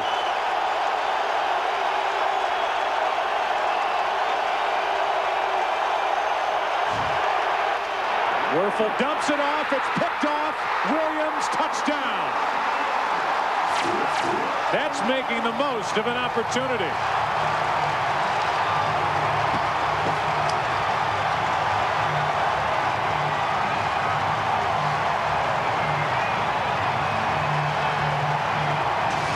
What you're going to see is pressure up the middle. Leroy Glover right here is going to beat his man, get up inside and put pressure.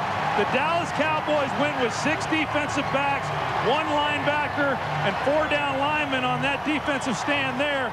They had the defensive backs in the game get the interception for the touchdown. First touchdown for Roy Williams, the rookie, his 3rd interception. And it's a 3-point game. Danny Werfel has thrown 3 touchdown passes today, and now 3 interceptions. The reaction from Spurrier. 2017 Washington, 8:53 left, 3rd quarter. Well, we've talked about how the Redskins are trying to keep their playoff hopes alive for the Dallas Cowboys coming in with a record of 4-7. This was the game that they circled that still had some meaning before the end of the season. Future, their head coach, Dave Campo, very much in doubt at best, as he hopes his veteran players who stood up this week motivate this team to get something done against their rival, the Redskins. This is Cartwright from the 15. Rock Cartwright tripped himself and falls forward across the 30. Marked down just shy of the 33-yard line. They'll give Steele the tackle. The amazing thing about this play is Roy Williams is basically going to give him this catch. Redskins just trying to get it out so they can punt the football, and Kenny Watson just hands it to him, and poor Danny Werfel's back there in the back of the end zone and has absolutely no idea what happened on the play. Yeah, that's right. Roy Williams was going to allow them to make the catch, come up and make the tackle, make them punt the football. Should have been completed, and that should have been what happened. Can't handle the ball. Interception, touchdown, Roy Williams. Back to work is Werfel. Play clock was down to 4, and that's Stephen Davis with a head of steam out to the 40. Now they move it back to the 39. Cowboys playing a lot more man coverage than I've seen out of them, willing to go one-on-one on the outside. One of the tough parts about playing man coverage, though, is should you be able to pop one up the middle, there really isn't much support. That time, Stephen Davis nearly got it out. They mark Davis down at the 39. Second down and a couple. Blitz coming from Dallas. Davis to the near sideline. Fighting for first down yardage, and we'll see where they marked him out.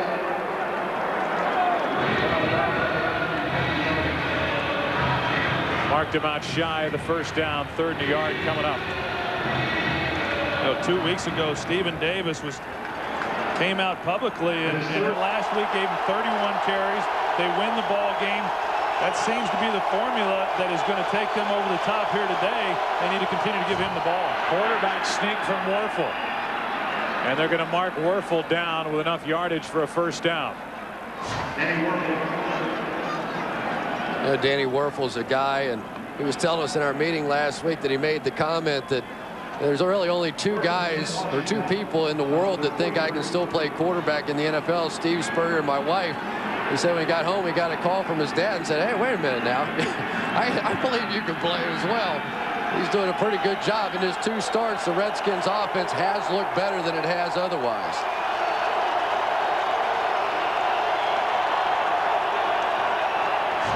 Play action to Davis. The throw to Davis and another near interception. Dexter Coakley had it for a moment but could not keep it, and the ball hit the turf. Incomplete pass. Well, that looked to me like Dexter Coakley was all over him before the ball got there. It's a game of piggyback. It looked like it clearly might have been pass interference. Dexter Coakley, number 52 there. Looked like he got to Stephen Davis prior to the ball getting there, but no flag was called. The end of the play, Stephen Davis got a hand in right there and knocked it away from Coakley, who nearly had the 4th interception of the day for the Cowboy defense.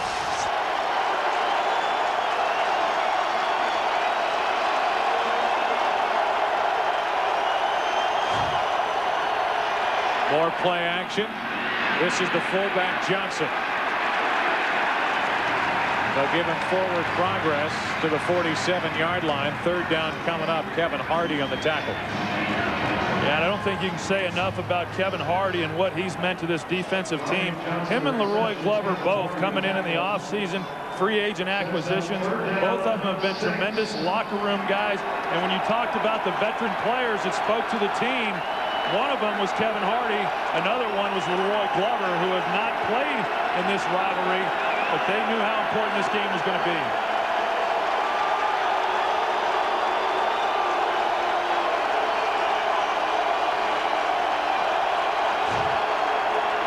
Out of the backfield, never looking for it, was Watson. And time for the Redskins to punt. And James Tuthill, who's the place kicker, will come out for his first punt. That time the Dallas Cowboys faked a blitz at the bottom side of the field where Danny Werfel threw the hot read that time, but actually came from the top. They lured him into a hot read that really wasn't even there. Joey Galloway waiting deep for Dallas.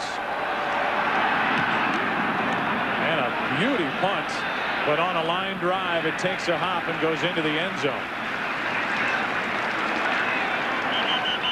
6:08 remaining in this 3rd quarter, and Dallas will get the ball at their own 20. This week, the undisputed champion of pregame shows returns with JB, Terry, Howie, and Jimmy. They get you ready for kickoff. Jimmy will have part 2 in that sit-down interview with Jerry Jones. And there's more doubleheader action. Bears and Packers, Rams and Eagles late. Down in the truck. Hey guys, happy Thanksgiving. Dad, happy birthday. We love you. Take care. There's out one. Artie Kempner. That's our guy. Emmitt Smith. Smith out to the 24, a gain of 4. If truth be known, Artie would like to direct and call the game from there. And be on camera the entire time. Correct. He does that anyway. You should hear what I'm hearing during the game. There he is. There's a handsome guy. Let's go. Greg Scopatoni, all the people who helped bring you the NFL on Fox. Dave Hill, a.k.a. Eric Clapton, the later years. 2nd down and 6.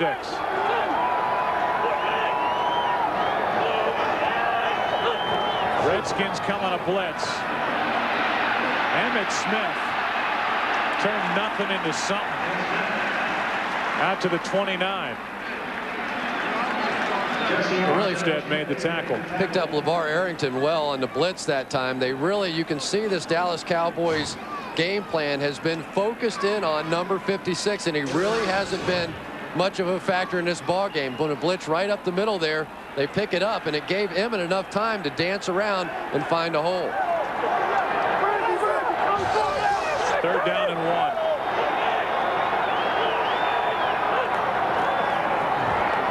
A throw on 3rd and 1. Off his back foot. Coming back for it is the fullback, Robert Thomas. And a 1st down into Washington territory. Did you teach him that throw, Troy? Well, I can tell you he's not going to be in this league long if he keeps trying to make those kinds of throws. But he gets away with it here. Chad Hutchinson, under a little bit of pressure, he just throws it up in the air, and you don't want to do that very many times. But Robert Thomas is able there working against Kevin Mitchell to come back to the ball and make the play. Mitchell playing in place of the injured Jeremiah Trotter, who left with a knee injury early. That's Hambrick to the 40. Running hard for 8 yards. You know, Troy Hambrick really has, in his limited opportunities this year, shown something from the running back position. He's a guy that has been a special team star around here for a long time, leads the team this year in special teams tackled, probably the best blocking back that they have back there. But when they hand him the football, he's a very, very determined runner, and really has created this controversy with Emmitt Smith here. Not only with his play, but with his mouth. 2nd down and 2. Hambrick 1st down. Lowers his head and gets near the 30. I know you call it Troy being Troy with some of the comments that he's made the past couple of weeks. When anybody with a microphone puts it in front of his face, he's kind of talking like out with the old, in with the new. It's time for me to shine here. Well, and he's an innocent guy. He doesn't mean anything malicious by the comments that he's made, but he says what he thinks. And Hambrick now, they want to evaluate him. They want to see what he can do, but he's only carried the ball 7 times. Is the most he's carried in any one game. Fake reverse. Emmitt Smith keeps it and picks up another Dallas 1st down at the 18. Well, a little dipsy-do from the Cowboys. They've been running this reverse a lot this year to Joey Galloway. And Champ Bailey that time, as well as he's been doing on Joey Galloway, had a little trouble with that shake and bake from Emmitt. Well, I think that's one of the frustrating things for Troy Hambrick. We saw him make the big game on the previous play. They immediately take him out of the game, put Emmitt Smith back in. Now it looks like they got Troy Hambrick back in the lineup. The tight end McGee in motion, and they hand to Hambrick. Nowhere to go. Good play by Ohalete, the safety, up to make the stop. A loss of 1 on the play. Yeah, so if you look at what's happened here at this running back position, they talked about it going into last week's ball game. They wanted to try to get the ball to Troy Hambrick a little bit more. Actually, 2 weeks ago, he got the bulk of the carries in that game. And then last week, Emmitt had the ball 20 times. And Troy Hambrick did not get many carries. And you look at today's game, Hambrick has got 7 carries, and Emmitt again carrying most of the load. 2nd down and 11. Hutchinson with all day. Out of the reach of Galloway.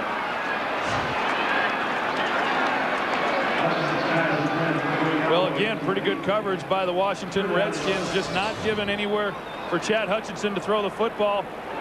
They go into a zone coverage now. They've been playing more man, but their zone here, Joey Galloway unable to shake it loose. And then you take a look at Antonio Bryant.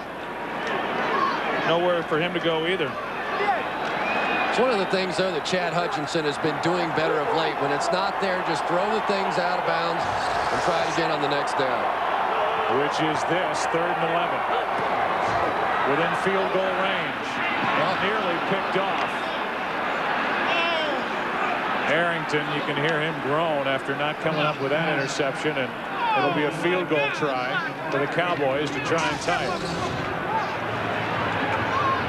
Joey Arrington, I don't think he can believe he missed this ball. That was one of those let's go jog down the sideline and wave to mama kind of plays. Big opportunity to turn this game right back around the other way. Also, that missed extra point coming into play right now. I'll say. Cundiff, 1 for 1 today. Pushed it. And Washington still leads it by 3. More kicking game and special teams trouble for the Dallas Cowboys.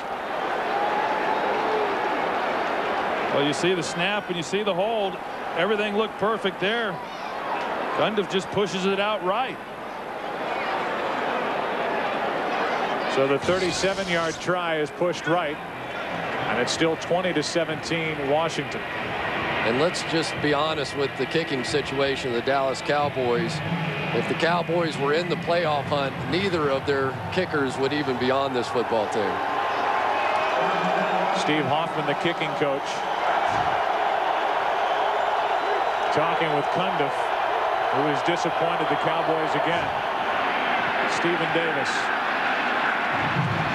got only 2.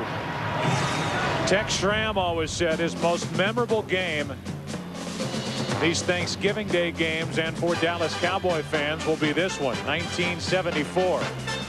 Staubach goes down with a neck injury. In comes Clint Longley. 2 touchdown throws, including a 50-yarder with a minute left in the 4th quarter to Drew Pearson, and a come from behind 24-23 victory for Dallas. Clint Longley never to be heard from again after that game. Werfel changes it on 2nd down and 8.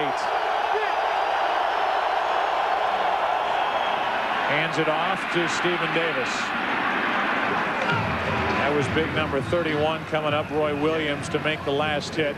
A gain of 4 on the play, and it's 3rd down with 32 seconds and counting remaining on the clock. And if Washington wishes, they can let the 3rd quarter expire here, and they will. Well, it's setting up as another one of those Dallas Cowboys, Washington Redskins kind of games here as we head for the 4th quarter. What if they're starting to paint the game ball for Daniel Snyder, as Steve Spurrier predicted when he first took this job?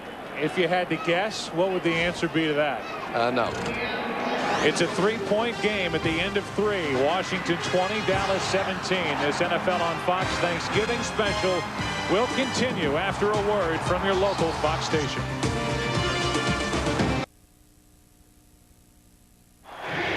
It's a 20-17 Washington lead. Couple old friends getting together down there on the sideline. Troy, what's the Cowboys? Crazy Ray. Crazy Ray. Chick magnets. 3rd down and 4.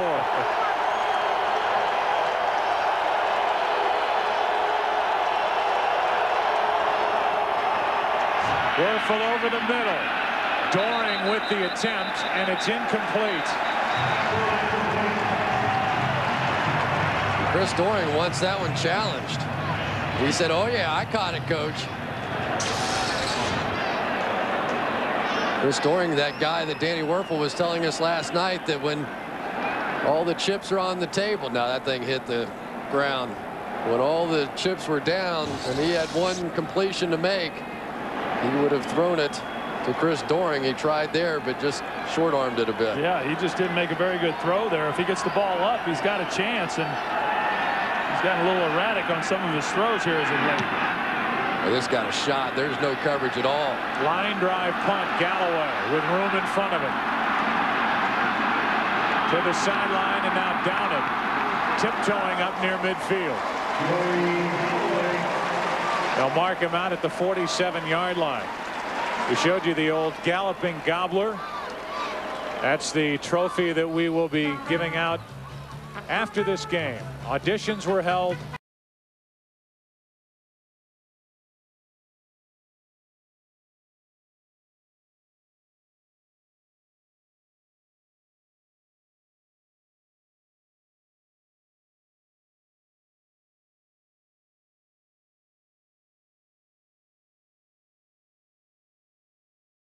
I just want you guys to know I expect a healthy Christmas bonus from Fox for that acting. So you were the inspiration. Well, yeah, you know, handsome guy.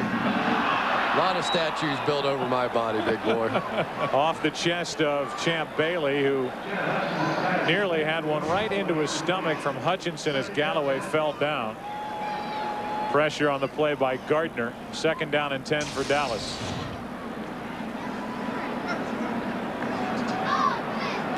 Boy, Joey Galloway just falling back.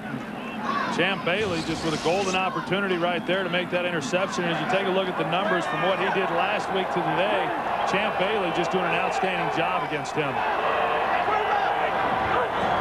On 2nd down, handoff to Emmett. Penalty flag comes flying in at the end of the play. Jesse Armstead made the tackle for Washington. And this is against Dallas. Bailey a little slow getting back up. Shake off some sort of leg injury after that play, but the penalty is against the Dallas Cowboys. Holding. Offense. Number 88. 10-yard penalty. 2nd down. Let's see if Bruce Coslett now sees what's going on with Champ Bailey and maybe tries to take advantage with Joey Galloway. There's Bruce, former head coach of the Bengals, former head coach of the New York Jets. Darrell Green just came in to take over for Bailey, and Bailey waved him off. Said he was okay to continue. And before the play, penalty flags and whistles. Prior to the snap, false start, offense, number 88, 5-yard penalty, 2nd down. Last 2 penalties, the hold and now the false start on the wide receiver Antonio Bryant. Yeah, and there's absolutely no excuse to be offsides as a wide receiver. You don't need to listen to the snap count. You just look down at the ball, and when it moves, you go. And this has been one of the things that has plagued this Cowboys team, penalties, setting themselves back into long down situations all year long. 2nd down and 21. Hutchinson guns it, and it's incomplete. It skipped into Bryant. No catch. 3rd and 21. It's a good job that time, I think, by Marvin Lewis, knowing that Champ Bailey was dinged up. They went into a zone defense and basically just stood out there. Now these guys are getting into it. This is getting ugly. You know, you got the takedown and. Where are the girls? You guys go back to the girls. Grumpy old man. That's awful. Just stop. I wouldn't call that a fight. Ugh. I don't know what I'd call it. 3rd down and 21. Pressure on Hutchinson. Able to get rid of it and somehow complete it. Way short of 1st down yardage. And they're still mixing it up. Back around Hutchinson. Bruce Smith has had a big day. After the completion to Wiley, it's going to be well short of 1st down yardage. 4th down coming up, but Hutchinson did well just to avoid the sack. LeVar Arrington with the initial pressure around the corner, forcing Hutchinson to step up, and I don't know how in the world. He must have a 97-mile-an-hour fastball. And then Bruce Smith wouldn't let go of Hutchinson's leg. He was trying to get that sack record all in one play. Well, that's Chad Hutchinson. I tell you, he's a guy, he just doesn't take a lot out there on the field. You like him, don't you? I do like him. Filipovich with a line drive punt. And it takes a Cowboy bounce inside the 15-yard line. They're going to mark it at the 11. 49-yard punt by Filipovich. Washington gets it back. They're up 3. As the crowd gets back into it. Stephen Davis running left, nothing. Lost yardage on the play. Loss of 2. Myers was there first for the Cowboys.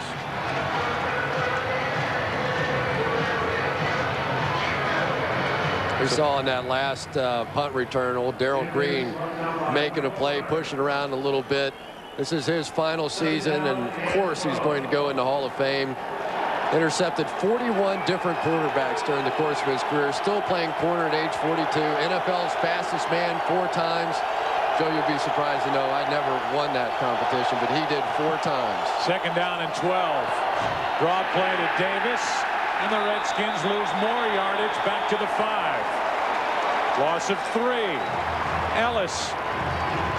Greg Ellis with a stop. He's had a good year up front on the defense for Dallas. Well, he really has. He takes an inside move right there. He's getting held as well by Jansen, but he keeps fighting through it. And Ellis, along with Leroy Glover, just push that offensive line back and just don't give him anywhere to run with the football. See how daring Steve Spurrier is on 3rd down and 15, backed up, leading by 3. Well, last time he threw it, it was intercepted for a touchdown. A quick throw, Gardner looking to make a move. Nothing there. Time for a punt from the Redskins. Gain of 8 on the play. Derek Ross defending for Dallas. And I think that's a play that maybe at the beginning of the season Steve Spurrier wouldn't have called. Probably would have taken a shot down the field for the 1st down. But now, after having lived through the NFL and you know how tough it is to throw in those 3rd and extra long situations, just go ahead, bring your punt team out, let your defense try and win the game for you. Tuthill, his 3rd punt. This one's end over end like one of his kicks. And it rolls out of bounds on the Dallas side of the 50. Good field position for the Cowboys. They trail by 3. The Dallas offense takes over. The Cowboys trailing by 3. You see the 2nd half possessions for the Cowboys. Their 1 score on the interception return for the touchdown by Williams. Hutchinson airs it out. Galloway out of his reach.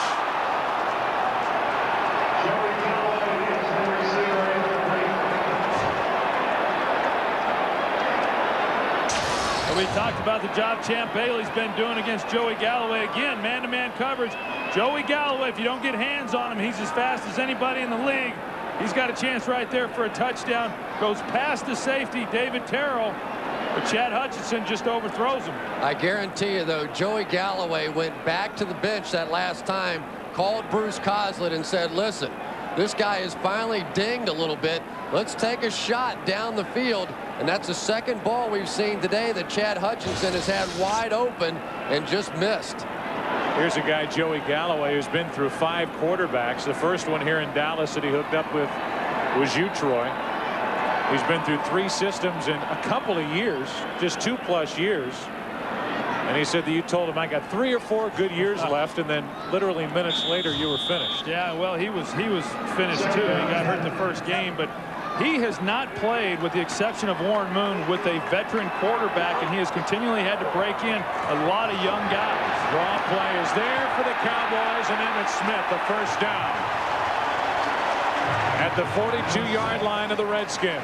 Yeah, and Emmitt Smith just eclipsed the 100-yard barrier for the 2nd time this season. Has had a big day running the football. A lot of this offensive line, makeshift offensive line, has done a nice job. But even when there hasn't been very good holes, Emmitt Smith has showed the Evan Smith of old, making some people miss. And Emmitt really has 4 banners in this stadium. That one and the 3 Super Bowl championships he had so much to do with. 16,986 total yards. Play action from Hutchinson off his back foot. Galloway, it's there. It's a touchdown, Cowboys.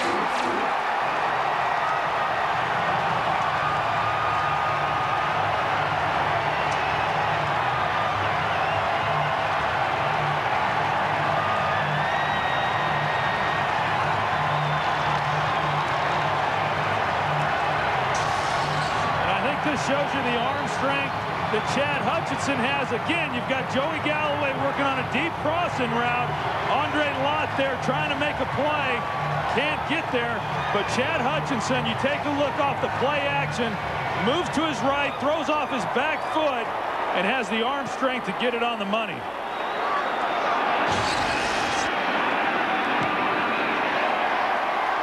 Cowboys lead by 4. He took 4 years off to play professional baseball, back with a sport that he loves, and the Cowboys lead in the 4th quarter.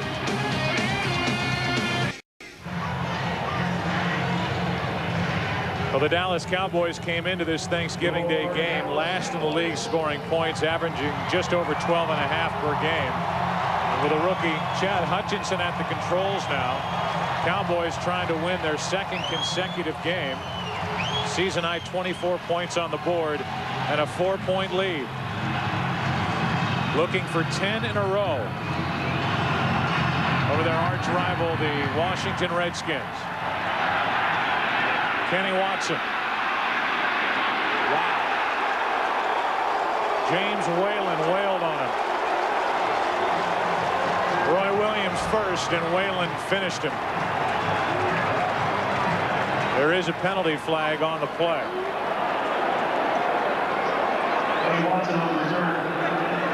Offside, kicking team, number 31, 5-yard penalty, re-kick. That's why Williams got there first. I'm not sure this returner is going to want to do this again. Been a pretty rough afternoon for Kenny Watson. He had the play where he dropped the ball that led to the Roy Williams touchdown, and then Roy Williams gets him again on this one.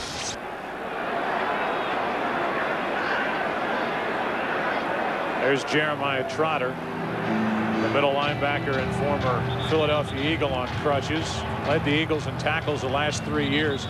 I think when you talk, guys, to Marvin Lewis, the defensive coordinator of the Redskins, he's been surprised at how much work he's had to do teaching a lot of these veterans this system and keeping guys from just running to the football. You see Arrington and others who just want to go get the football, and they leave the scheme behind, and that's when they're giving up big plays. Right, and the thing that he's had to overcome, which he didn't have to overcome when he was at Baltimore, was that group in Baltimore was a young group, and they worked their way into his system.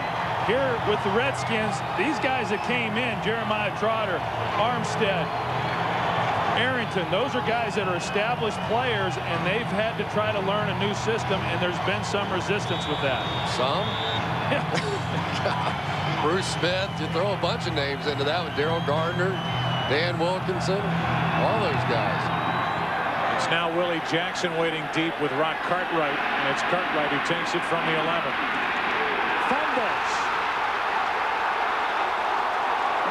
And got it back. Cartwright fumbled it, and then that little 5'7" body found it and fell on top of it. Well, here's a fumble, and James Whalen again in the middle of that, which the ball came out. We'll go back and take a look at the touchdown on the previous play. Joey Galloway is going to go right here, but you take a look. Fred Smoot, the corner, right here has an opportunity to come up and make the play, but he falls down. Would not have been able to keep him from completing the pass, but could have very easily kept him from scoring. From their own 27, down by 4. Werfel. Good run from Danny Werfel, and then is clocked as he was brought down shy of first down yardage. There's no question, Joe, the turning point of this ball game was the drop by Kenny Watson that was intercepted by Roy Williams. Just a gift touchdown. The Cowboys were down 10 at that point, and now all of a sudden they just can't get the floodgates closed.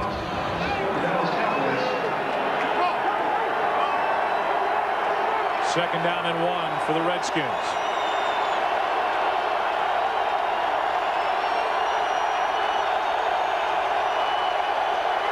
Play clock down to 4. Stephen Davis looking for first down yardage. Brought down, it looks like, short of it. Third down coming up. 3rd and 1.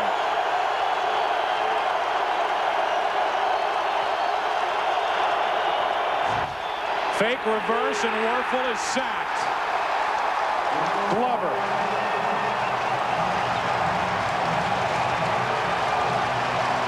You really have to question that play call on 3rd and inches. Yeah, I think the old ball coach outsmarted himself on this one.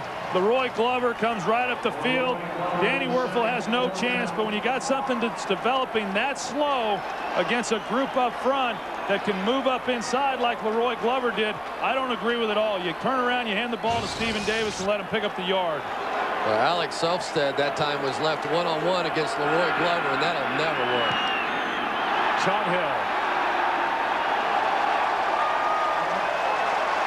One of the all-time worst punts.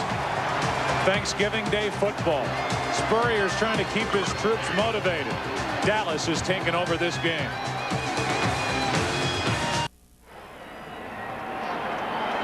Well, the point needs to be made again that James Tuthill is taking over for the injured Brian Barker, who left in the first half with a broken nose. And Tuthill's gotten off a couple of good punts. The last 2 have been ugly. The latest version, 18 yards. And good field position for Dallas, leading by 4 with 7:50 remaining. The ball at the Washington 43. Emmitt Smith's had a big day, and he adds to it. Down to the 35. Armstead made the tackle after a gain of 8. Here's the reaction after the punt. That's all you need to know.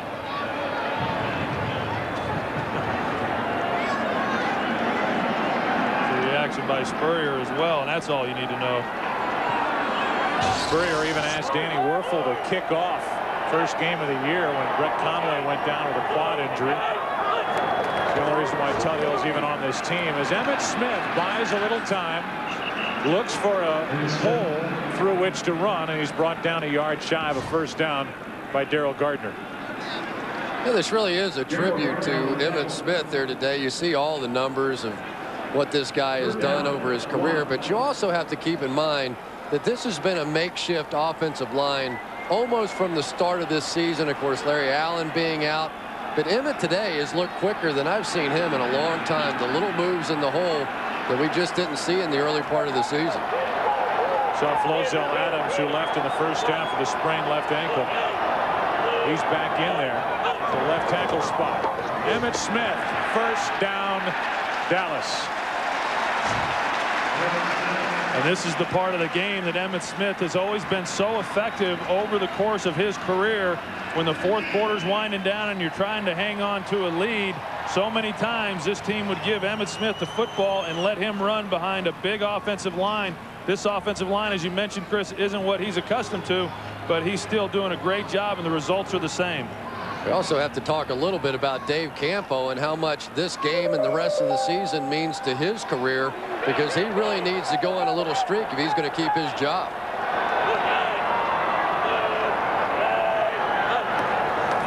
On first down, Galloway.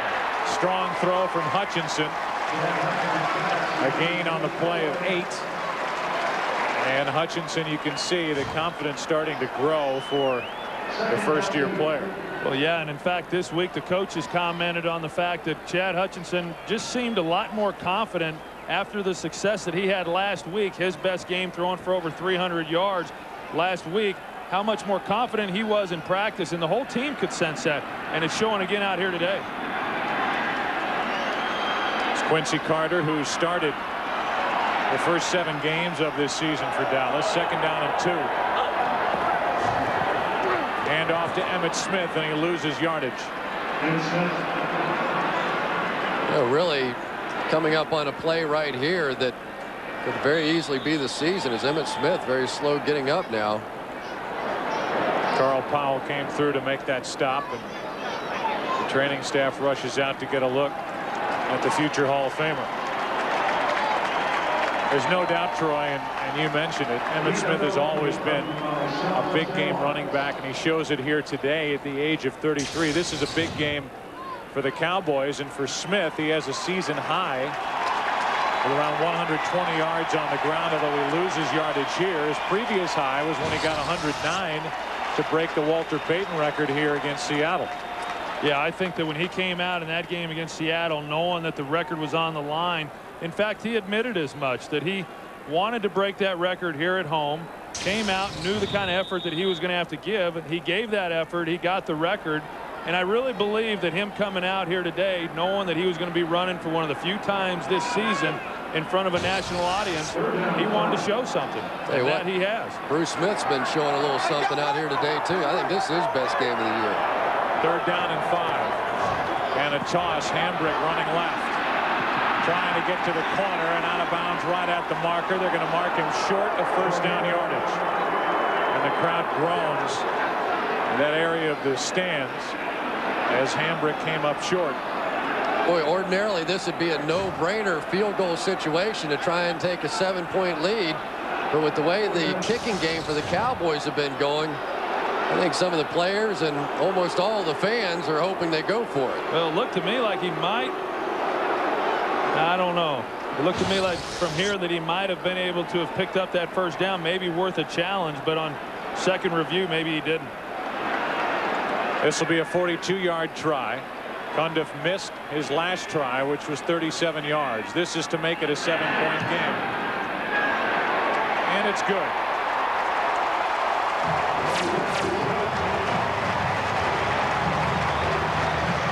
Dave Campbell never hesitated. When Hambrick came up short of the 1st down, he said kick it immediately, and it's a 7-point Dallas lead with 4 in for Donovan McNabb, and A.J. Feely will make the start on Sunday. How about the Mike Sherman, Warren Sapp situation?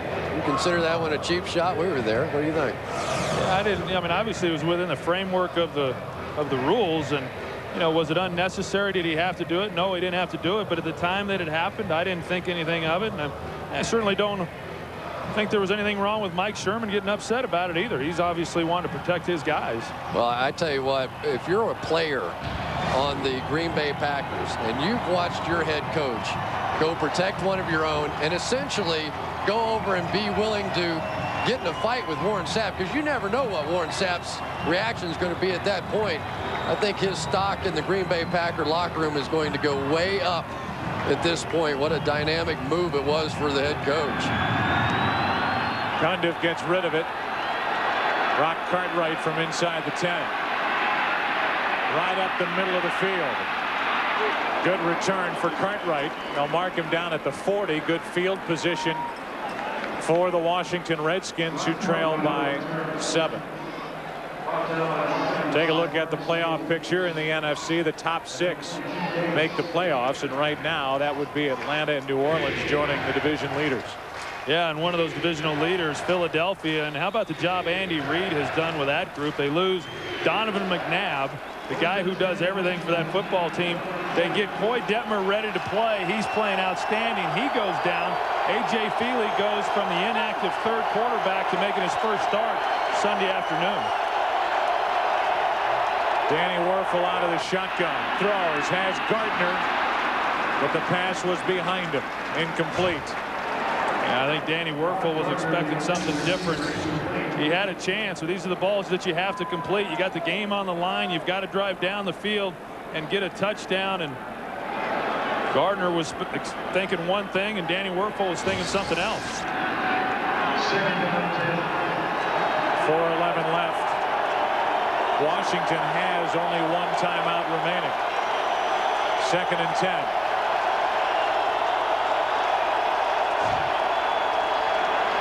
Pressure on Werfel, lets it go. Incomplete. Jackson, the intended receiver, and Leroy Glover came in with pressure and hit Werfel as he let it go. Yeah, and they moved Leroy Glover around. This time he's going to be playing down here at the bottom. There's just no match right there. John Jansen trying to block him, but Leroy Glover, one of the better pass rushers in this game, and the Cowboys doing a nice job of moving him around, getting pressure on Danny Werfel. And John Jansen, one of the better tackles in football that Leroy was working against. 3rd and 10.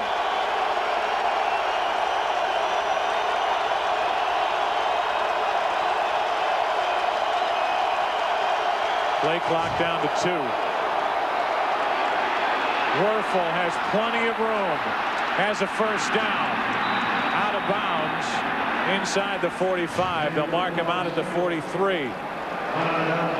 Well, and again, the Cowboys were in their 6th defensive back set, but they were man-to-man across the board. And as you take a look, every one of these defensive backs is going to be running with the receiver, and as a result, it leaves all this room here for Danny Werfel to run. Roy Williams has to peel off his man in order to get over there and get into the play. And we saw the Redskins drop back all 3 times in that situation. They really have abandoned any concept of giving the ball to Stephen Davis, even though they have plenty of time here. See a little extra shove from Roy Williams at the end of that play in the bench area on Werfel. Blitz coming. Coakley doesn't get there, and the pass is complete to Doring. A yard shy of a first down. That's a heck of a catch right there by Doring. And Danny Werfel, though, is a guy that probably gives Steve Spurrier the best chance with this offense. That time the Cowboys came with the blitz, and Werfel knew he had it on the back side of that and just stays so calm in the pocket. That's what Steve was talking about last night, that even when he sends in bad plays in the huddle, Danny Werfel has a way of cleaning things up for him and creating offense. Only 3 of his last 10, with a 2nd down and 1 here for Washington, down by 7. Werfel throws, Gardner's underthrown, and it's incomplete. Ross nearly had his 2nd interception of the day. Well, it's the same thing that happened last time when he had the interception. They were working on a rolled coverage. Derrick Ross has help over the top by Tony Dixon. There's no way you can fit that ball in there. You've got to go elsewhere with the football. Last time he tried doing it, it was intercepted. Should have had another interception on that play. 3rd down and 1. And Werfel will keep it. And it depends on the spot. It's 2-down territory anyway. 2 downs to get 1 yard. And it's going to be 4th down and less than 1 yard here for Washington. And again, a situation where it was 3rd and short yardage, and Stephen Davis not in the ball game. Well, they just brought him in, and Leroy Glover is having a heck of a ball game as well. He's been involved in a lot of plays here down the stretch.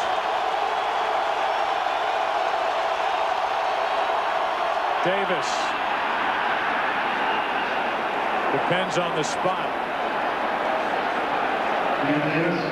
It looked like Davis came up short of a 1st down. And if he did, Dallas will take over. We are going to have a measurement, but it sure looked like Davis came up short.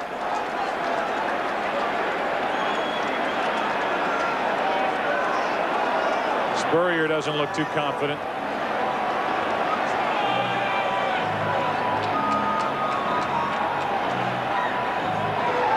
Dallas ball.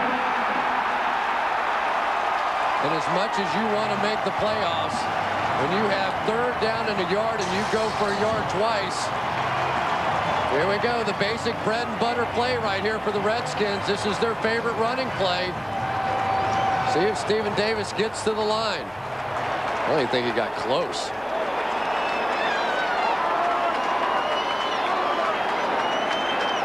And that interior line of the Washington Redskins is not the strength of that group. The strength is really the tackles. And when you start pulling offensive linemen on 3rd and 1, 4th and 1, you're going to have problems because the defensive line is going to create the push. Washington had to burn 2 timeouts early. They're left with only 1.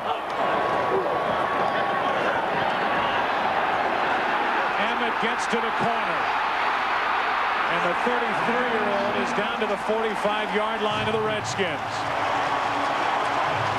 Well, I think it's about time to pull the old galloping gobbler out of the case and write Emmitt Smith's name on it. This guy has just had one fantastic afternoon, and everything that's said about Emmitt Smith is that, yeah, he's great between the tackles, but he doesn't have the speed anymore to get out around the corner. Today we've seen him inside, we've seen him outside, we've seen him make plays of Emmitt Smith 10 years before. Up over the 17,000-yard mark as he continues to add to his record. From the 45-yard line, it's 1st down. And they just keep handing it to Smith. Now, the thing that's most surprising is the fact that the Washington Redskins clearly know that number 22 is going to be getting the ball in this situation, yet there's nothing they've been able to do about it. Well, they really have been working over here on the left side, and Bruce Smith, for all he can do with the pass rush, is the guy that if you're going to run at somebody, that's the side you're going to run to. 2 minutes left. The Cowboys 2 minutes away from their 10th consecutive victory over Washington.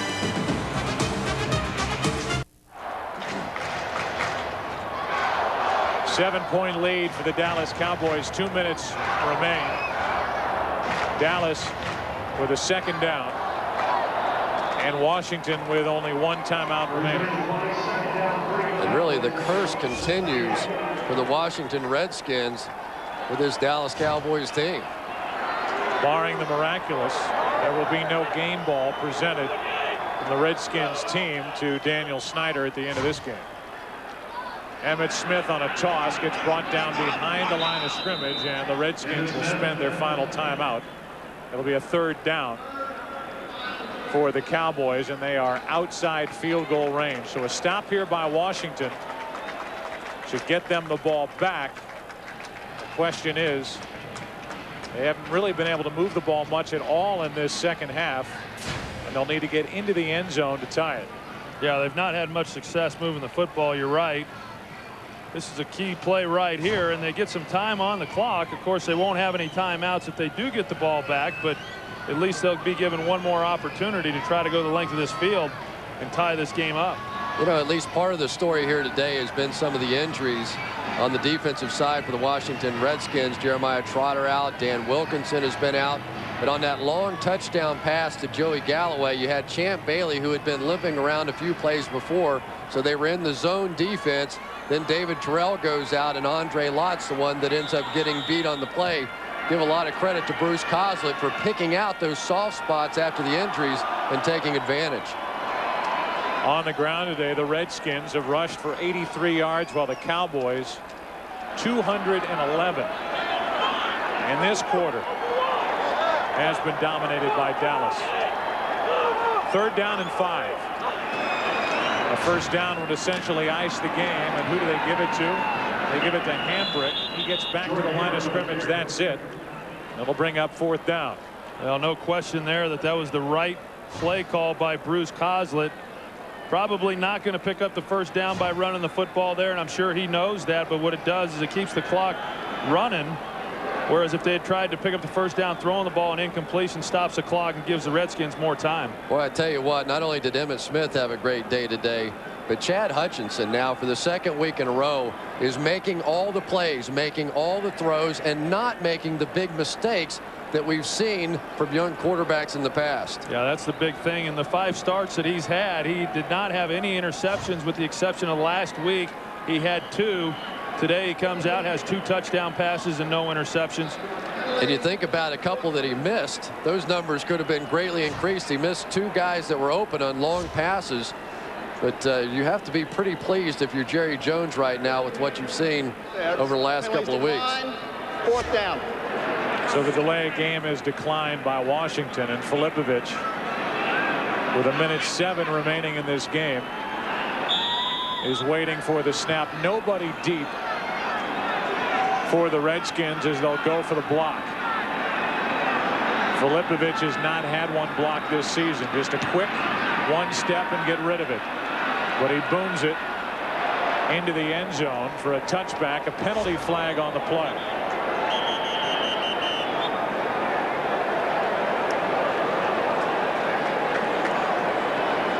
It's going to be a hold, and I think Steve Spurrier will decline this and just take it on the 20-yard line. Holding, kicking team, number 44, 10-yard penalty, fourth down. Well, all you're going to do is just eat more time off the clock, and the result that you get on the punt may not be as good as what it was. Well, I'll tell you what, they ran off about 5 seconds off the clock after the ball had already gone through the end zone. Now they're begging Champ Bailey to get back to try for a return, and by accepting the penalty, if nothing else, it gives the Redskins another chance to try and block it. Although they now have men deep, whereas the first time they didn't. Darrell Green is back deep with Bailey.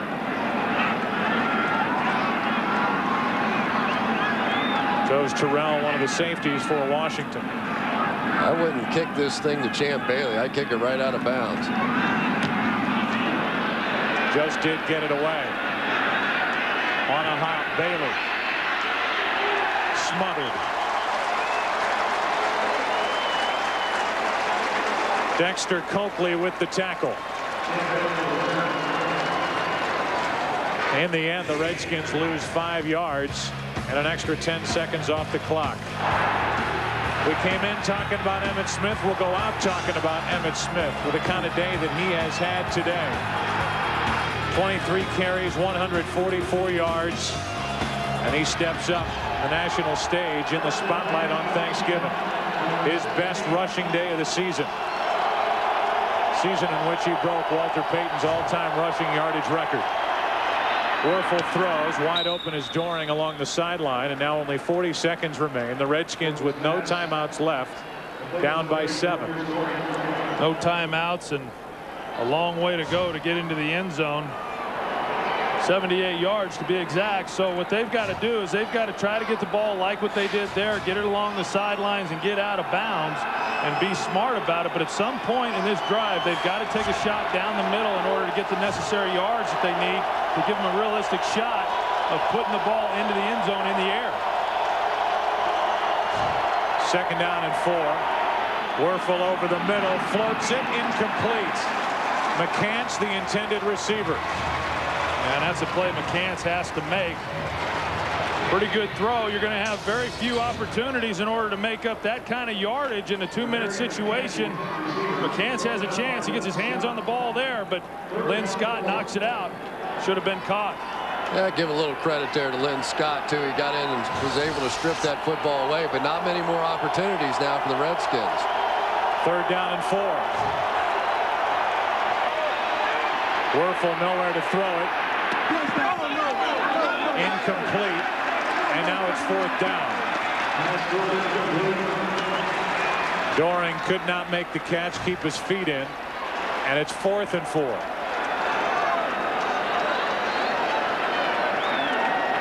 And now you have a couple of choices. You either take your shot for the 4 yards and pick up the 1st down, but you're also getting close to the point where you only have 2 Hail Marys to have a shot to get in this game, because now you complete a Hail Mary, you could barely get the clock stopped. Needing a 1st down right now, they dump it off to Watson. He stays in bounds as he gets the 1st down, and the clock continues to run. And I don't like that play call at all, because you get the 1st down, but it takes so much time off the clock to run a screen pass and get those yards that now you've got 1 play left, and Danny Werfel does not even have close enough arm to get this thing anywhere near the end zone. They're going to call procedure here against the offense. Oh, that's game over there. A 10-second runoff. Yeah. Game over.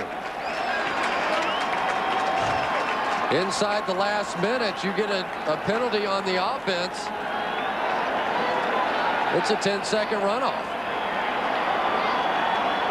You see Ramsey coming in. He has the bigger arm. But the officials are looking over to the sideline as if to ask the Cowboys if they want to accept the penalty. Illegal formation, offense, number 85, 5-yard penalty. Repeat 1st down. They're forgetting that there's a 10-second runoff here. Dave Campo has got to ask the question. This is a 10-second runoff.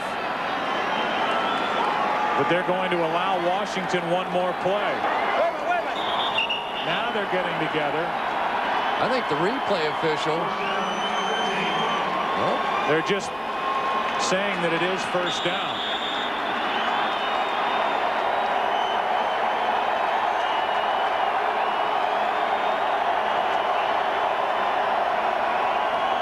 So the final play of this Thanksgiving day, barring a defensive penalty.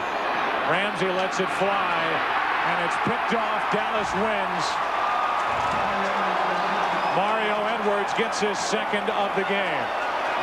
So the Dallas Cowboys have made it 10 straight over the Washington Redskins. And for all intents and purposes, the Washington Redskins playoff hopes may end here today in what was a huge day for Emmitt Smith. Yeah, and I don't know what's going to happen to Emmitt Smith, and he doesn't know what's going to happen to him next year, whether or not he'll be with the Dallas Cowboys. But today, he showed everybody that he can still play and play at a high level in this league. You know, it's a pretty good day to have that kind of a day, too, with the entire league sitting around having a little turkey and enjoying Emmitt Smith's day. Dallas now 6-0 against Washington on Thanksgiving. The presentation of the Galloping Gobbler is coming up in just moments here in Dallas. Happy Thanksgiving, everyone. Dallas wins at 27-20. More to come from Texas Stadium.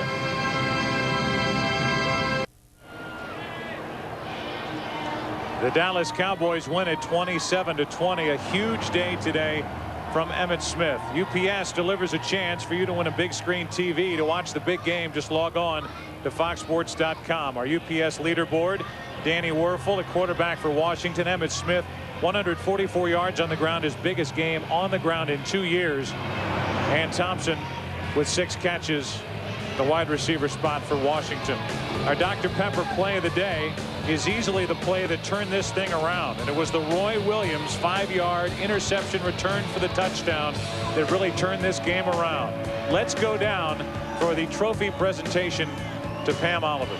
Okay, thanks a lot, Joe. Emmitt, you seem to run like a man possessed. Not a bad performance at all for an old man. Were you trying to show the world something today? No, I don't know if I was trying to show the world anything. I think I just came out, tried to do my job. I think the O-line did a wonderful job of opening up running lanes for me. And Robert led the way, and I just found the holes and just took off running. So without further ado, we have to bring in our director of security for the A-team, Michael Steve Pack. It's his birthday, too, by the way. He's got a very special piece of hardware for you. All the awards you've won over the years. Thank you. What do you think? What is this? Look like Cris Collinsworth got his own bobblehead dog, huh? Emmitt, you read our minds up here in the booth. That's something special right there. Yeah. You have any place special for that, something special to go? I might put it somewhere close to some of the Gator stuff so I can have a good memory of Cris. I know it's going to be a treasure for you, though. And out of all the hardware, where does this one rank? You know, do you want me to tell you the truth? Yeah. Absolutely. Right at the bottom. Right? I'm going to put this in my little boy's room. Maybe he have something to play with for a little while. Hey, this is pretty special, though. Hey, Emmitt, this is Troy. What's up, partner? So many people have been saying, hey, the guy's running out of gas. He doesn't have it left. You showed the world today that you still got it. How does it feel? It feels great, and it feels real nice to have some running lanes and as big as they were today, and we executed quite well offensively, and we had the passing game working as well as the run game, and we took full advantage of it. Hold that baby up and just give us a big smile, Emmitt. All right, here you go. Hall of Famer, all-time NFL rushing yardage leader Emmitt Smith with the first Galloping Gobbler Award here at Texas Stadium. Our thanks to Emmitt Smith.